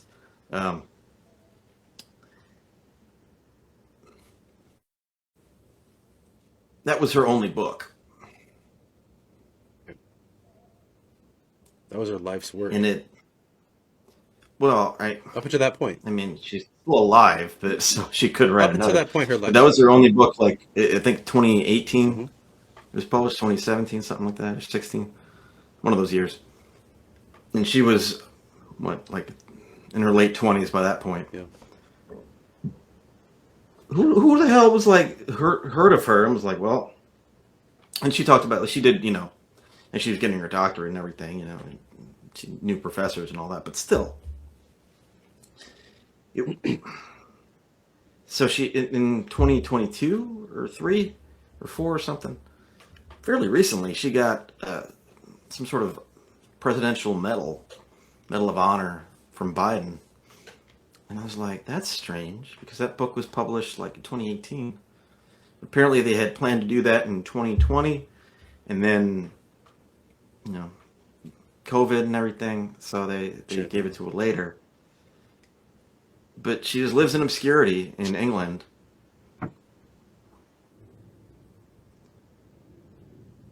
It just, I don't know, it made my mind start going. There's a part of me, if I'm 100% honest. It's like, is she just like an actress, and this is written to try to convince kids? It was like written for high schoolers. Yeah. Show them like the dangers of religion and why, and no, I know. It falls in line with something that I've been kind of... The system is good. Right. Well, I've been fighting this in my head for a while, and I try not to let it consume me totally, because it totally can.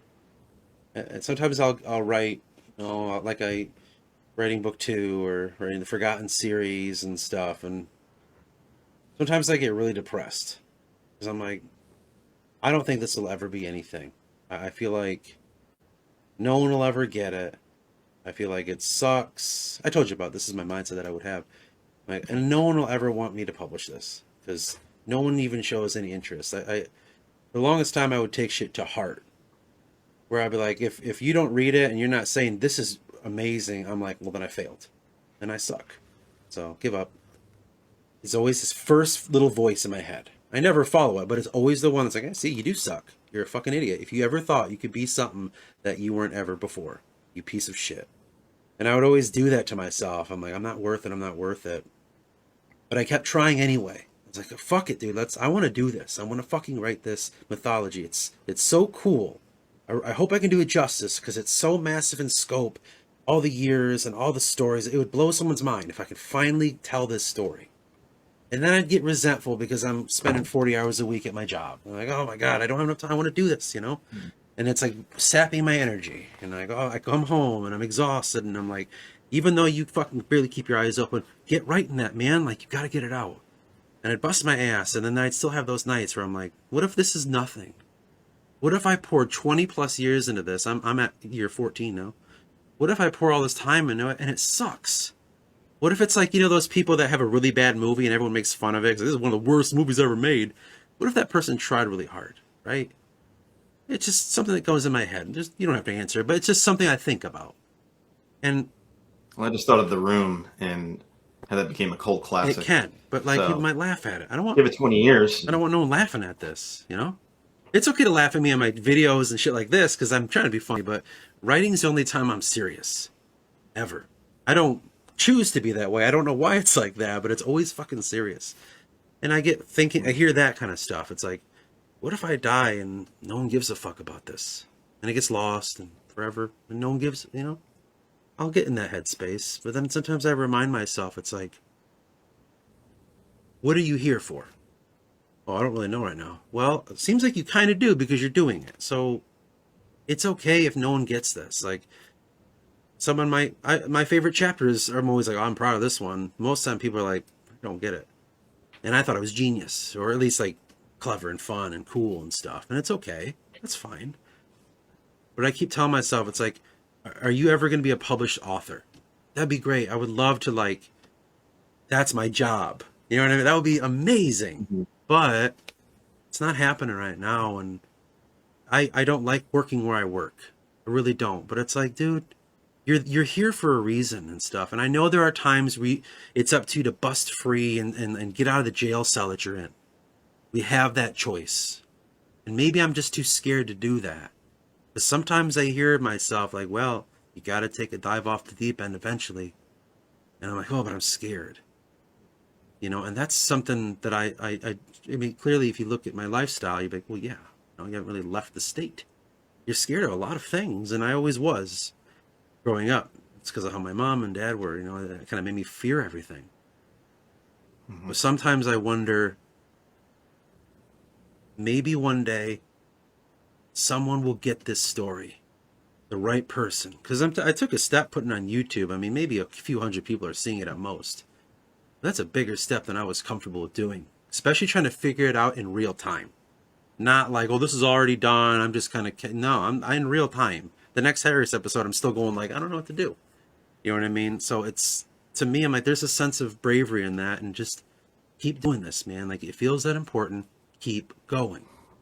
And like, you have yours very specific, like, just, and you're doing it. Like, I don't know exactly, but I feel I feel compelled to whatever it happens to be in that day. And yeah, maybe that woman did get published and, got a medal from the fucking president and shit. And that's cool and all. And God knows what the truth is behind it. I was just saying, what if she's just like an actress, and that book was put out by like the government Exactly. to Well, my point was, influence children's I minds? could do that too. But I want to be me.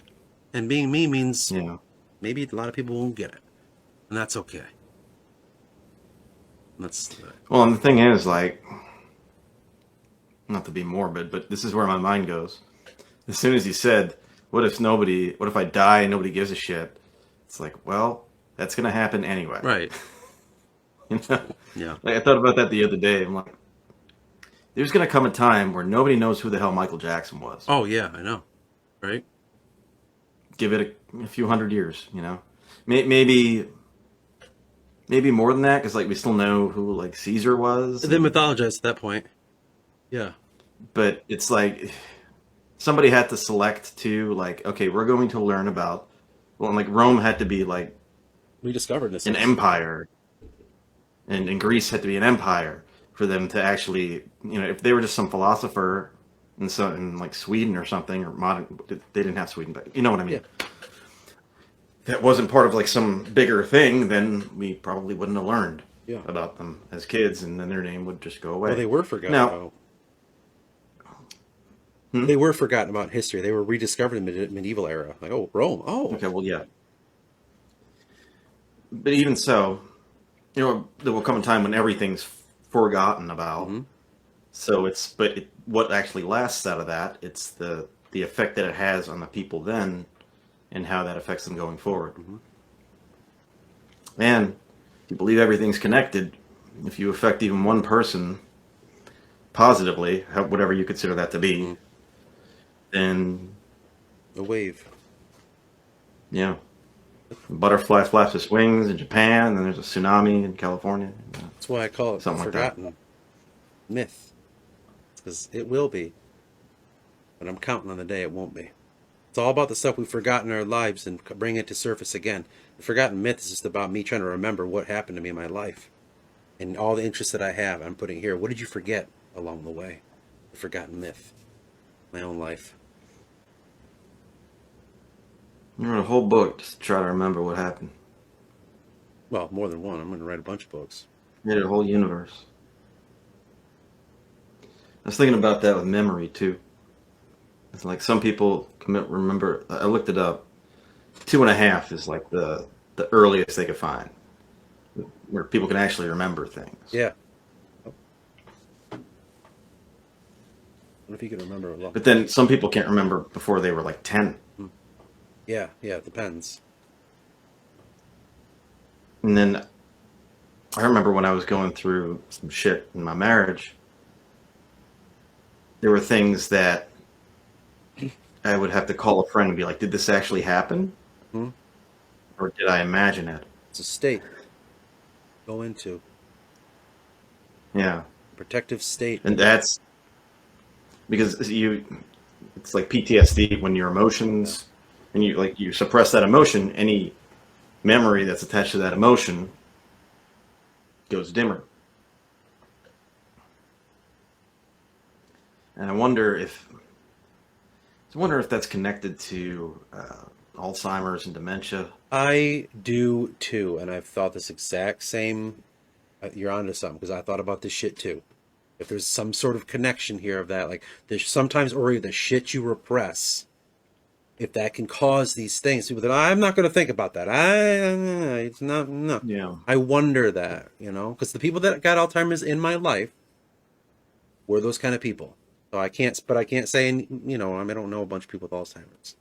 It just seems like they were holding on to something or hiding something forgotten that they need to remember again. Yes, sir. I think you're onto something there. Is it? And I did a very cursory little research job on it, and as far as dementia and Alzheimer's, specifically Alzheimer's. Yeah. And there are these proteins that usually, like, these proteins get slotted into these slots in your brain, and that's how you remember things. That's like the mechanism of it happening. Yeah. It's like how we do it. Put a bookmark on it. Yeah, cursory. And with this, they kind of get fucked up, and they don't fit. So these proteins can't. Interesting. Something affects the proteins to where they get fucked up and they can't fit in their little slots. So the things don't get remembered. Interesting. So I wonder, like, if that's happening with trauma, memory loss as well, to where it's like, this emotion is not processed, so then therefore these proteins aren't going to fit into their little customized slots. Yeah. Whether they were damaged or not, or I don't know how it works if they form in real time, or I don't know how that shit works, but yeah, there's something not right in that situation. And does trauma, or even just like fucking things you're trying to forget that aren't necessarily like horrible traumas, but like, does that play a part in the where it doesn't do that properly? I don't want to remember that. I need to forget it. Does that cause that? And is that, always leading to that case, I guess. Can we prove it? I don't know, but it's interesting. It's on a lighter scale. Anytime you press something down like that and you start hiding it, you start hiding it from yourself, you're going to hide it from others. And I think vice versa. Yeah. It's like, it grows inside of you. It's like sex, you grow up and, like, you're not supposed to. You're not gonna openly jerk off in front of your family, but you gotta hide it. Yeah, I suggest there should be a little shameful. But like, there shouldn't be that shame attached to it. So then you kind of suppress it later on. It depends, I'm sure it's different for everybody, but and then you keep hiding it. So then it turns into this bigger thing, right? And that's how people get like hang-ups, which also can become like demons or fetishes or reason for addiction or X factor or this or that or triggers. Right. Creating traumas. Yeah, go down a dark road if you want to. Yeah. Mm-hmm. So if you just to kill off everything that is associated with all of that, like the person that's what it is. It's like, this is not the person that I should be. Yeah. Right. That's the only reason to hide things. Like, it's not the person that you imagine yourself should be. Right. Yeah, you got to go through it all and like unlearn it, but also figure out that that doesn't define you. This has kind of been circling around what we've been talking about in this series since the beginning. It's like going through all that shit again and re-establishing who you really are. What did you call it? Being on the seat of God's seat and kind of going into the world. Sometimes you go into the world, you got to like, you got all this shit stuck on you. You're like, oh, I got all these things. And you got to peel all these things off of you. That doesn't make you the person that the shit gets stuck to you. If I get in a car accident, The throne of Osiris. yeah, doesn't. I'm not defined by the car accident I just got in. That happened to me based on situations and mistakes and whatever. But you can learn to define yourself the way you want to be seen, which plays in part what you said about, not wanting to be defined by just this teacher. I'm a cop. That's it. That's my job, and I do it, and I do it well. Like you're not letting the thing that's happening to you, or you're participating in, like Joseph Campbell would say. But that isn't you. You're participating in that. And you can step out, like you said a couple episodes ago, and go back to I can't forget, you said something like the seat, the big seat. You know what I'm talking about? The throne of Osiris. The throne of Osiris. You can go back to that, but like you don't need, that's not who you are when you're down there. That's just what you participate in. You know what I mean? Like when I go to the grocery store, I'm not a grocery, that's me. Like I just do that. I'm participating. And I'm taking it seriously when I need to. And it takes mental effort to remember that you're still on the seat. It does. I think that's why people have issues with that. It's easier just to say, oh, I'm the grocery store guy. Yep. This is who I am. Totally good. And then there's no conflict. There's no like, oh, I should be home writing. Why am I doing this stupid shit? Mm-hmm. I don't give a fuck where the waffles are. Yeah. Yeah. But I've devoted such a pattern of how to not give a fuck, but also be a respectable person and part of my community. Because it's a community. It's a small grocery store. They only exist in a certain area of Michigan. So it's a very communal thing. I'm participating in the idea of a community. So I see it in such a way. I don't define myself by it, and I leave. I don't stay. I leave. 40 hours is up. Bye. You know what I mean? And I go home because it's not who I am. I come back. I'll figure the problem out tomorrow. What about tomorrow? It's going to be a lot going on. We'll figure it out tomorrow, won't we? I guess I'll be working tomorrow. So it's like I found a way to disassociate that I don't define myself by, but that is what I participate in my community. But when I leave that part of the community, I go to my home. This is what I need to focus on when I'm here. And my wife and my cats, obviously, like finding this balance. But who am I with when that's all gone? Well, that's what we're trying to find out. What's forgotten? Who am I when that's all? Who are you when you're at home? Is the old saying they would. The little me. Yeah, the little I. Yeah, I am. Isn't that crazy, man? Yeah. So eventually you find out that it's like you are consciousness. Right. And so is everyone else. But it's like an avatar. You are the perception. Mm-hmm. It's like you are the observer. Mm-hmm.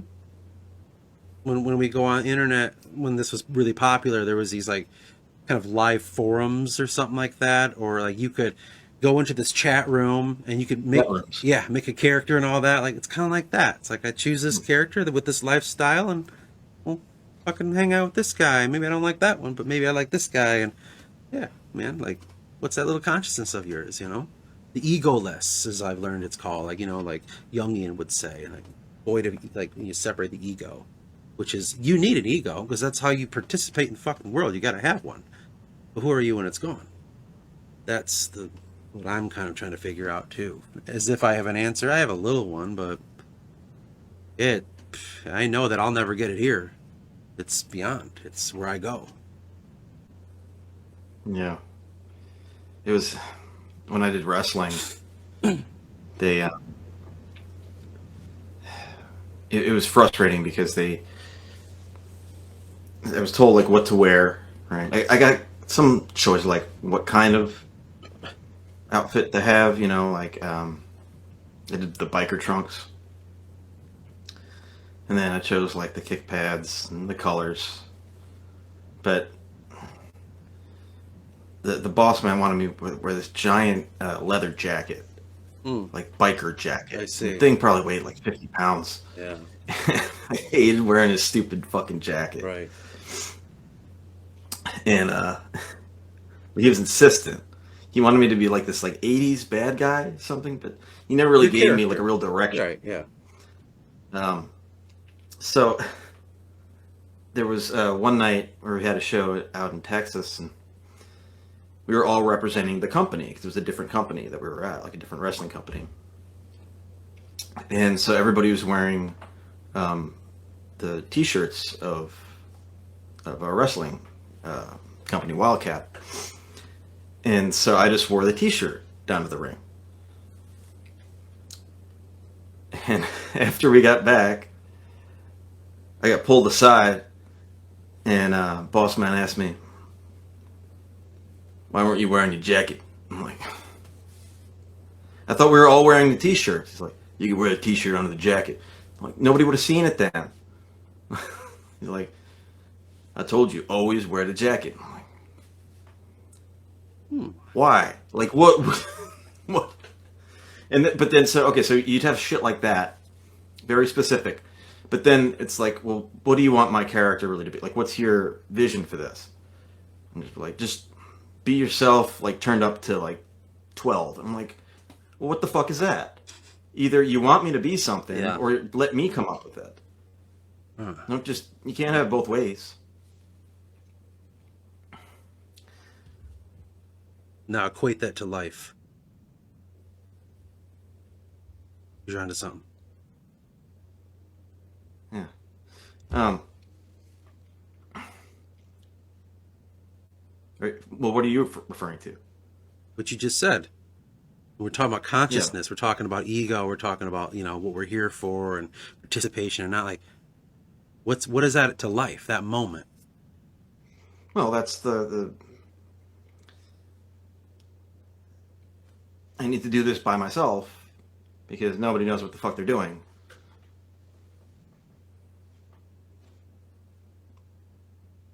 Which you even alluded to with the hierarchy question. Yeah. I got to do it. But there was something higher than you. It's like, no, put the coat on, or the jacket on. Something higher than you, a boss. Put the jacket on. You're like, I don't want to put the jacket. He's like, it's the image. It's you. And you're like, okay, I'll put the jacket on. But then he's like, but make your choice inside that. And you're like, what? I later learned, I'm pretty sure where that came from. I had lunch with him and this wrestler, Bob Holly. And Bob told a story about how when he first started, he was this racing character, right? This race car driver. And I think he actually did race. He was a race car driver before he was a wrestler. But they made him wear this big old stupid jacket. And one time the boys, like some of the other wrestlers, when he was first starting out, they hung his jacket from the rafters in the arena. And he came out without his jacket to the ring. And Vince McMahon was pissed off with them and said, "Why didn't you wear your jacket?" And it was a test for him to see if he was going to, throw the guys under the bus or say, "Well, I just forgot it." And he just said, "I just forgot it. My bad. Won't happen again." Mm-hmm. So I might have failed that test in that way, but whatever. But I think that's why he made it a thing, is he wanted to keep this kind of standard of like old school wrestling. Which there are some good parts to that, like work ethic and loyalty, but I think that shit's stupid. When you enter in this realm, I'll make it ethereal real quick. You go in there and you're you, and you got this idea of yourself, and then if someone's like, "Put the jacket on," you're like, "I don't want it." He's like, "Put the jacket on. It's part of what you're going to be."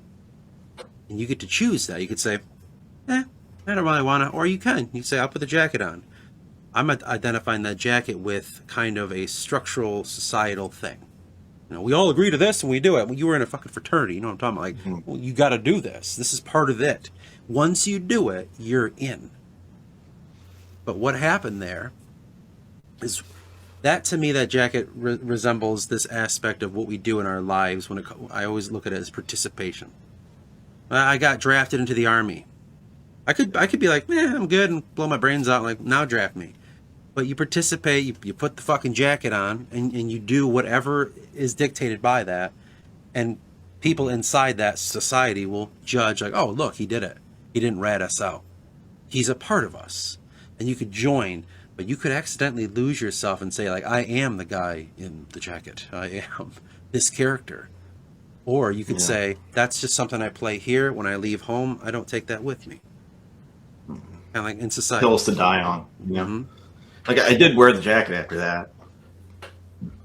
Yeah, but you didn't wear it at home in bed. It wasn't that big a deal. But the principle of it's still... Yeah, it's an initiation. It's ritualistic. It's what humans always have been doing. You take everything away from us, we are still going to haze and ritualize something we're doing. It could be as small as, like, we're on a construction site, and he's like, hey, hand me that tool.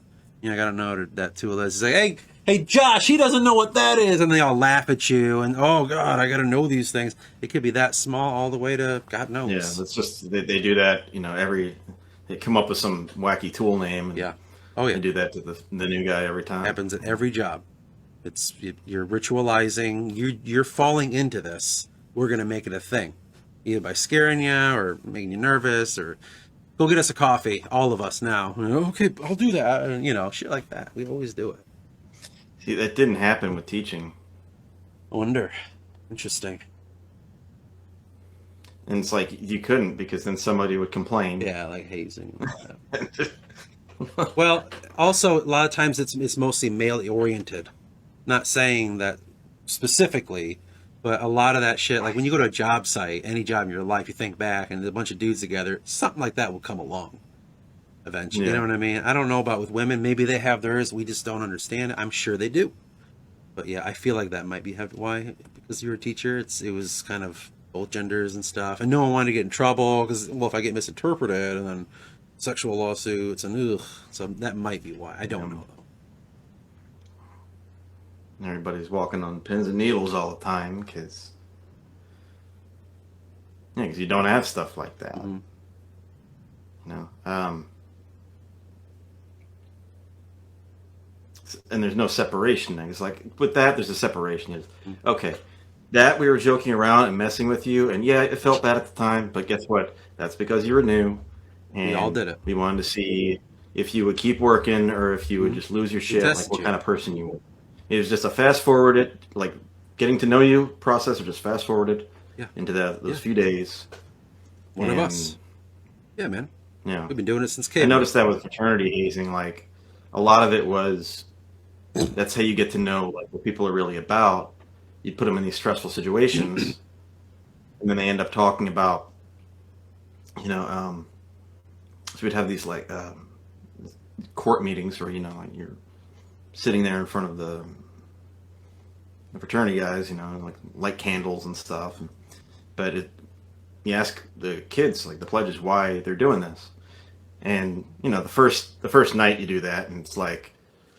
For honor, or I want to do that, and it's all bullshit. And then by like a month later, all of a sudden it changes, and it's like, well, my older brother always did things better than me, and I didn't really have any friends growing up, and like it's the first time that I bonded with like other guys my age. And it's like, okay, well, now I really know something about this kid. Right. We had one kid. Oh God, we asked him. He goes. I don't want to be doomed like my father. What?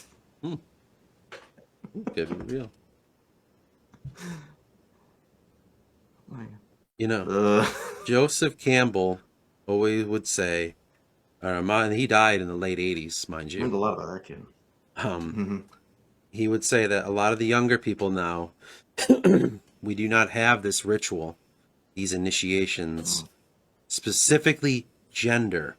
Because it really matters. Like when you're a boy and you're growing into manhood, it really matters to have a bunch of men fucking teach you what it is to be a man. And a lot of us learn on job sites when we're young guys and we're busting into the work shit. That's kind of how we learn it now. Or maybe the fraternity, or maybe, I don't know, some other aspect.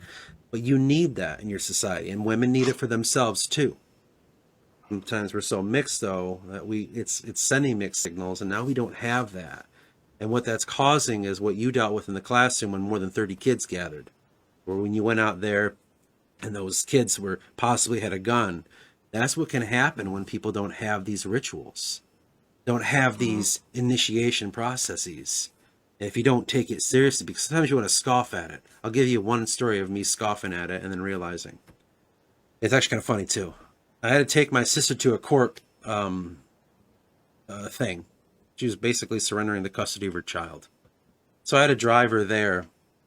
And then she said, "You don't have to come in." And I was like, "I'll go. I got nothing else going on. I'll sit in those pews or whatever the fuck they're called in the back." And so we went in and she went up, sat with the lawyer, and neither her nor the guy she was with wanted anything to do with that kid. That guy ended up dying from drugs too. But anyway, so like I was sitting there in the back kind of by myself, and then I think he's called the bailiff, the cop that's in there. Yeah. He's like, "All rise for the, the judge, blah, blah, blah." And I'm like, "No." So I didn't. I stayed seated just to see what would happen. Just to see what would happen. And the judge came in, kind of like looked and saw me, and then the bailiff's like, "Sir, can you please rise?" And I was like, so I reluctantly was like, I pretend like it hurt. I'm like, "Oh, jeez." And I got up and I stood kind of like bent like this. And then the judge came in, sat down. I was like, "You may be seated." And then I sat down. And the bailiff, as the judge was kind of figuring what's the case out, came up to me. He's like, "Sir, sorry, I didn't realize you were crippled. I apologize." And I was like, "Don't worry about it. It's okay. Don't worry about it. Happens all the time." And then that was it. Now, in my mind at the moment, I was like, "Fuck you. Who are you? I'm going to stand for you? No, I'm not standing for you." But then I learned something. Actually, Joseph Campbell said this. He's like, "You're not standing for that person coming in there. You're standing for what they represent." Being the judge in this particular situation, being the mouthpiece of the law. You're honoring that, not the fucking person walking in. Even though I don't necessarily agree with some aspects of our law, I'm like, there at least is some ritual in that idea. When I address a police officer, which very rarely happens in my life, only a few times, I'm going to call him sir. Whether he wants it or not, I'm going to be very respectful because what he embodies.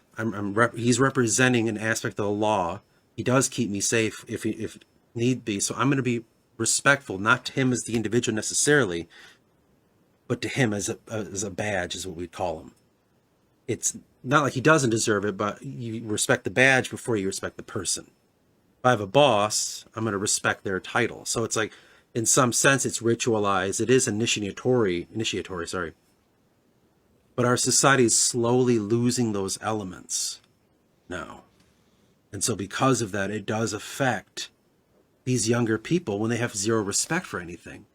Because all we've been told, because this is our generation and going back a few, the government always lies to you. It's all bullshit. Your votes don't matter. Doesn't matter what you do. You're going to be taxed higher, blah, blah, blah. You hear that for so many years. You're just like, what's the fucking point? And I think as an overall society, we lost so much of that's kind of been leading to this quiet, or loud if you want to find it that way, downfall. And it all leads back to this. The quiet quitting. You know how many times at work there's More openings? Quiet quitting when it comes to society. It's everywhere. I mean, you can't get someone in a grocery store. You know how many people quit there all the time? We are constantly just dealing with people walking out, quitting, to the point where our company's like, okay. You can call an hour into your shift and say you're not going to make it, and we won't get you in trouble anymore. Like, we're having to do shit like that because you can't keep anyone anymore. People just go, done. Because of COVID. People are like, nah, this ain't worth it. And then they leave. Yeah. And it's like, some part of me sees it as a responsibility to take it seriously. Like, I got to be doing this job because whether I agree to it or not, people do need fucking food every day, and I got to help provide that. And it's something that I learned as like a sacrifice. Like, I don't want to be here, but I do have to do this for my community. That's just what it is. Until an Aldi moves in and then we're fucked, but you know what I mean?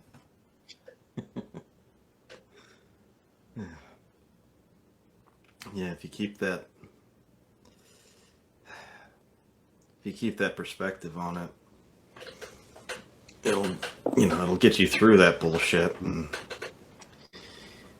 I don't know. I worked at Target and talking to my therapist at the time, and she said, "Well, it's like," I said, "I wanted to do something that mattered." And she's like, "Well, it's good for the economy." I'm like, economy ain't going to be affected by me stacking chairs on an end cap Yeah. at Target or not. Yeah. Like, Can be that way. and it's like, but I think there are bigger issues with what you're talking about as far as you can just go on a screen and escape and not deal with the bullshit. And people will do that until they're freaking homeless. Yeah. See homeless people on iPhones all the time. When I go to the library, the entire computer section's full of homeless people browsing on Facebook. Yeah. Stinks. But I wonder if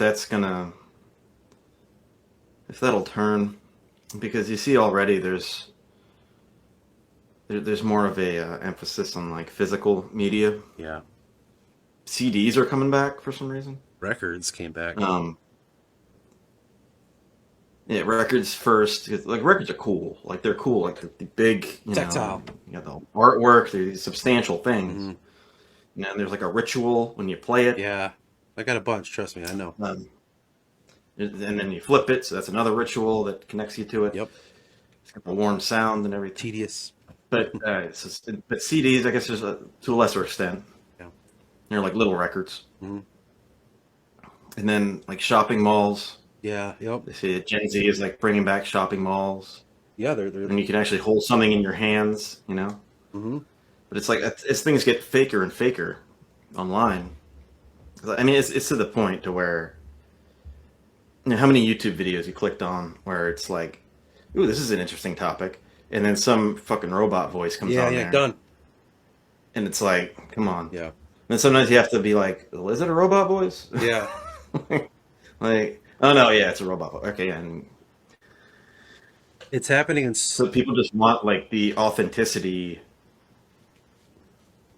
in like a quality product. Right, and the ritual of the their tactile things. There's a huge rise in people going back to Christianity.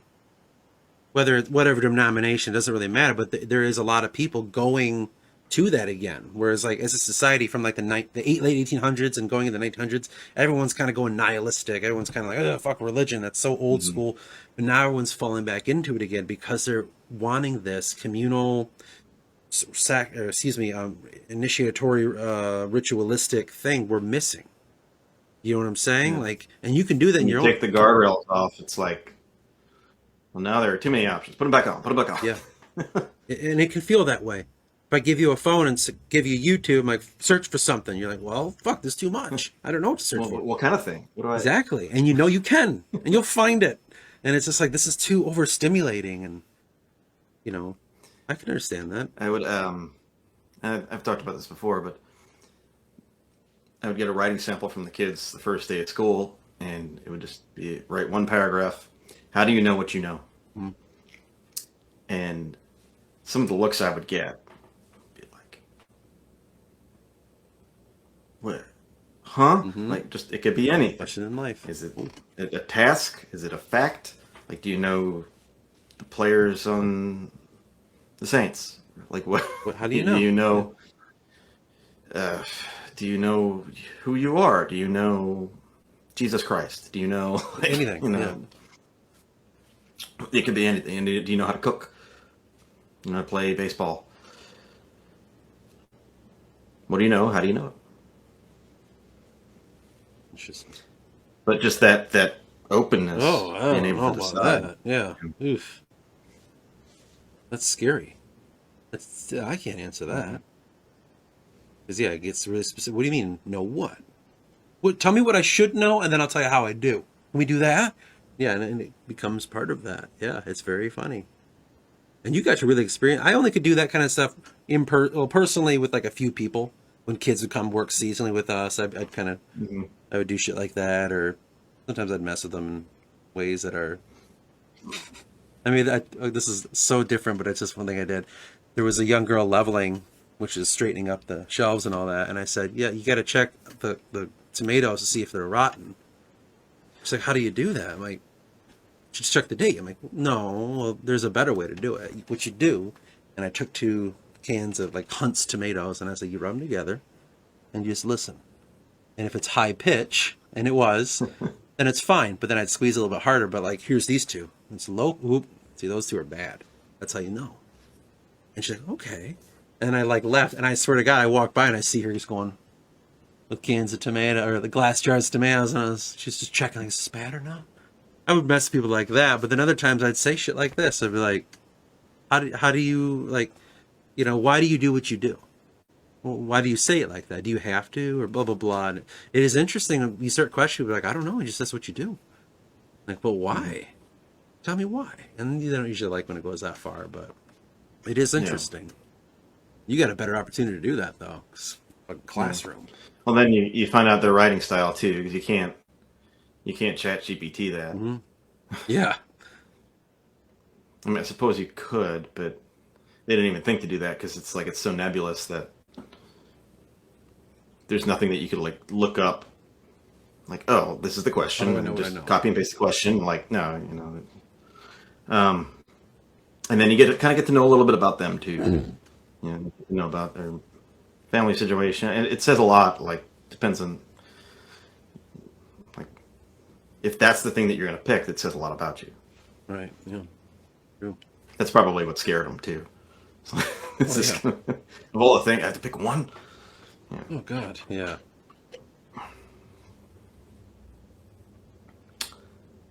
How long has this been going? So, what did we learn from our year? That I don't know anything. I want to, and my brain tells me that it's totally possible. And he's like, trust me, we can know if we think hard enough. But every time I get to that point, I'm always like, I don't know. I don't know. I also learned that I learned what I want to be, and that is the guy working on my mythology. That's what I want to be when I grow up, and that's what I'm going to work on. That's the only thing I can know, but even that's ethereal. What does the mythology mean? I don't know. It's forgotten. I'll figure it out. What about yourself? Learned a lot of things. Be careful with what's it called? The stuff that you spray on the lawns. Fertilize weeds. Yeah. No, the opposite of that. Weed X or some shit. Yeah, I know what you mean. Because I did that, and then it's partially why I needed a new lawn this year. Because the grass all died, and then we had the storm, and then everything flooded, and took the soil right out of the lawn because there were no weeds to keep the soil there. Don't mess with nature. Sometimes a dandelion's okay. Yeah. Or whatever grows out there. I don't know. You really only manage weeds. Like it's Yeah. You can't ever get rid of them completely. It's a never-ending battle. Yeah. Except nature. That would be the big one. Or realize you can't tame it. You can only keep it at bay.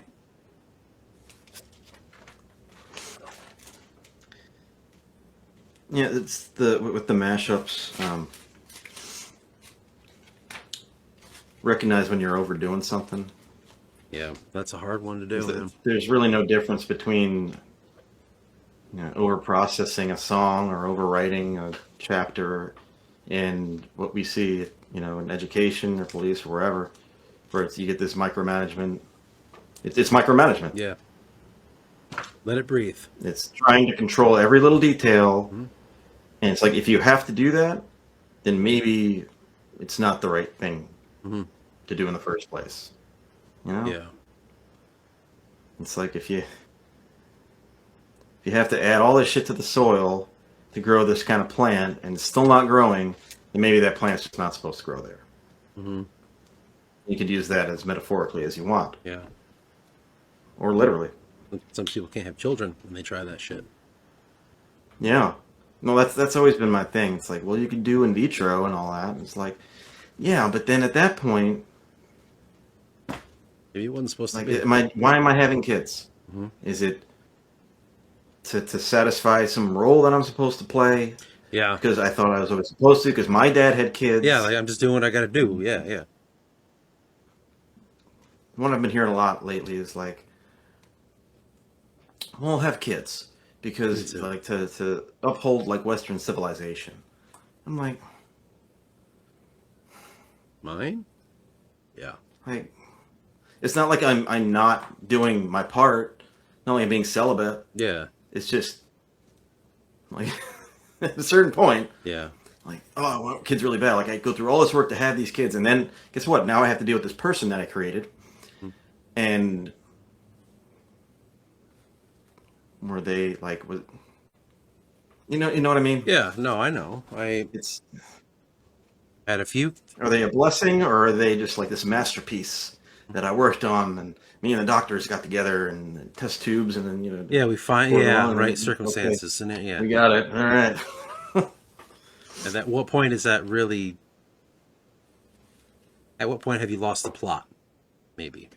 Yeah. Or maybe like it's one of those things where it's like, let's say nature is telling you, you're not gonna, and you're like, yeah, but like I could, with modern medicine, you know what I mean? There's a degree where it's like, well, what about cancer? What about people getting a fever and having antibiotics and all that? What about like that back in the day? If I got a certain fever, I'm dead. I'm done. If you fucking got like, what is that sexually transmitted disease that rots your brain?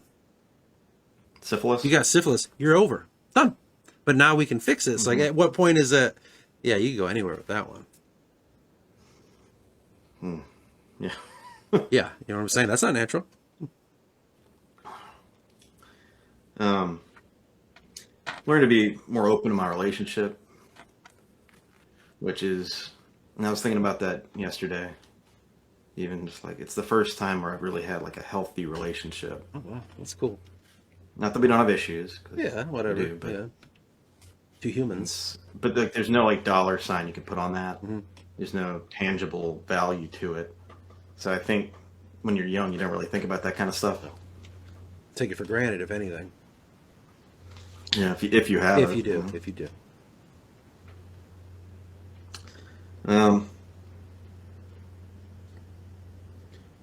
Learn to not be afraid of traveling too. Not that I was afraid of it, but it was kind of like by default I wouldn't. Right. But I get to see. I went to DC with my brother and my dad, That's cool. and I was like, ugh, DC. Like I don't like DC, but I had a good time with them, and it was fun. And I went to Orlando. We went to Universal. Went to Colorado, and then most recently North Carolina. It was fun. Most of the issues that I had with that in the past were with the ex, because bad things would happen on trips. Yeah, I know that life. And Amy had the same issue. So I think that's a thing where like, The trauma. It's a I trigger. have my theories on that. Mhm. Well, like you have a captive audience if you're on a trip with somebody, so you can do anything, right? But they still have to like deal with you. Yeah. It's kind of fucked Like up. holidays, Yeah. certain people like they'll always just start shit at holidays or on a trip because they know it's easier to get away with. Like you have more skin in the game. You can't just be like, well, I'm going to leave, right? Yeah. I'm really, So, yeah. I'm really happy that you did find someone that, on both sides there's this mutual respect building, and you guys are building a relationship. I'm actually really happy to hear that, man. That's awesome. I'm glad that. Stability is so amazing when you find it. Even it can be ups and downs. You're two human beings. You're gonna have moments, but I'm glad to hear that it's good, man. That's awesome. Yeah, because it's like with my past relationships, and it's been mutual too, plenty of times. But I know for a fact for me, that it was a lot of projection. Yeah. Like this is who I think you should be, Yeah, I know. and then if you're not, it's going to piss me off. Yep. Something you learn. And I can't explain that because I don't know what the hell's going on. Keeping it safe, it's keeping like- it in its lines. I don't want to deal with something until this is what I want it to be. Yeah, man. Yeah. I think we all do that when we're young, right? Some people do it way longer. They take that in their 50s. No, yeah. And people that stay together fighting. Yeah. No, we'd have couples that like every month we'd be at their house. I know. I was actually to bring that point up when you mentioned the stuff earlier, but yeah, exactly. Some people just don't figure it out. whatever it is. Any goals for the new year? Yes. I'd like to finish book 2 and the sequel to Eris's story, and get through. Can be done, but get through the first season of the Forgotten series, with the conclusion of the battle between Theus and Dove. Those are my main goals.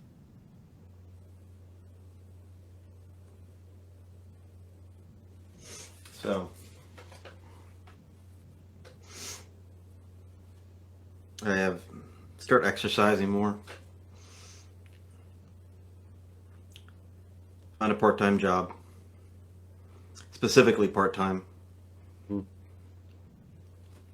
If it's just a job, I don't want to have it full-time. Because my third one is record my own original music. Oh, cool, man. That'd be awesome. Get back into that.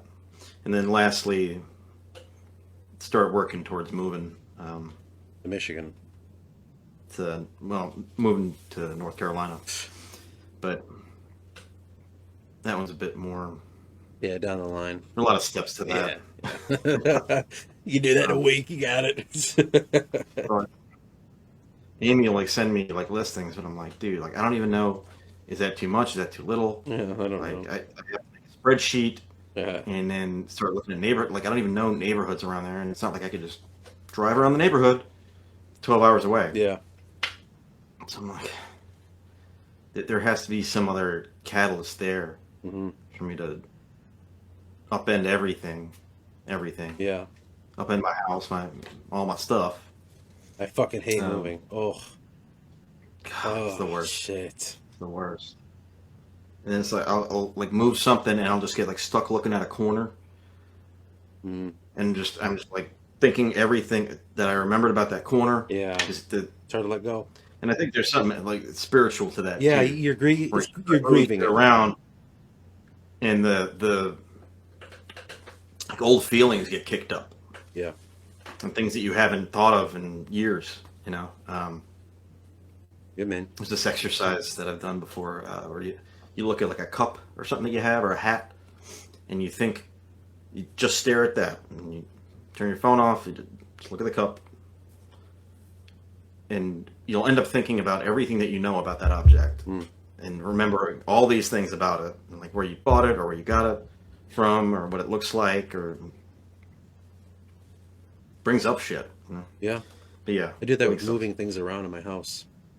So every once in a while, Oh, I'm like, yeah. everything's gonna switch, and it brings that up. And Yeah.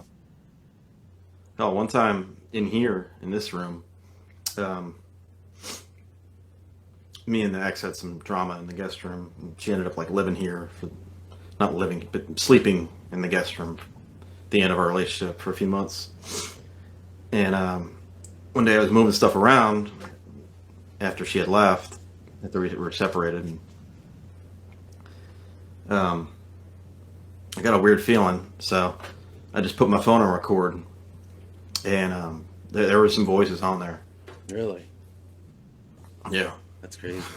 Residual stuff. Yeah. Yeah, I mean because I was moving like furniture and things. Yeah, you're letting the ghosts out. That's a very old idea, actually. Yeah. Very old idea. You're letting, Especially it in the go. corners. Yep. Yeah, the corners especially. It's a grieving when I would move process. stuff, there would be voices. Let those energies that have built up out. Yep. Yeah, man. Yeah. That's how long this is. We've been going for 2 hours and 40 minutes. Good lord. Yeah. It's gonna be like, Part 1 and part 2 again. rather this would be a one-off. My sister listened to every episode. I told her about this, yeah. Wow. And Sometimes I wonder if life was more text me out of the blue. And in these are cohesion sometimes when people more than I actually do think. pay more for Is healthcare and get better. within the Gave me darkness. like 2 paragraphs. It's like a wall. I'm And like, if you push through the wall, sometimes you open up but many she different says, like, "I like you pathways. checking it out," you know. Each pathway Yeah, like, leads you yeah, down a everything's the new last one I was avenue. cleaning the garage. And each avenue is a choice made. All right. Though, can go back into Sorry about the this. source, which I call the crossroad. Go back to that crossroad point, just like Dove and Eris and all the characters in the mythology. You could go through different avenues again. Which one did Oapate go down? Which one did Dove go down? Well, that's what was bugging me, because we could go on the phone and have these awesome conversations and like make all these connections about You do that stuff. spirituality and life That's how and you sources, find like different golden union. rules that God Creating whole came up again with through the that many people do strings like. of life. You are one singular idea floating on the vast bed of consciousness. That vast bed of consciousness is everything that we've ever known. It's an imaginative area, but it's also a stable area. So whatever you make it, your dreams are just a clue of it. You just have to figure it out in there. Then in the dream, you take it to the real world. Boom, displayed. That's where your experience comes in too. That's life. Think about the title. Do anything you want. You can penetrate any place you go. It's very hard. You will it. But And I think what we've gathered here is the idea that no matter what color you paint your walls, it's still going to be a wall. But that color sometimes gives you something new to realize the capability that wall could have that you never would have seen before. Because last time it was white, now it's red. Because it's red, now it's an office. Because it's an office, now I can gather certain things. Because I can gather certain things, I'm able to think on a higher level than I ever was before. It's all about how you identify it. It's like I wouldn't even title it until like I'm done editing. We'll just call it episode 6 for now. Okay. Well, maybe I'll remember that in the future. I usually give it a title upon my second watch, or my first watch, sorry, when I'm re-listening to what I'm doing. I'm like, I guess I'll call it. And then maybe like whatever I do at the end, whatever goofy shit I do with you and your inner thoughts, it'll somehow connect to everything else, and it'll be like, oh, this was the thread the whole time. Oh, I'll try that when you turn off. I'll think of something. okay. I'll see Well, what. let me go then, All right, man. and I'll catch you later. All right, man. Talk to you later. Well, I don't even know if any of that was real or not, but at the end of the day, why the fuck would I give a shit? Great pair of legs wrapped around your neck, and you're just popping down, popping down, popping down. You know what I'm saying? Popping down, popping down, popping down. You know what I'm saying? That's life. And you know what? I identify this by saying, two up, two down, one finger up in the air, the other one in your rear end. Tell which way the wind's blowing. And I'm out.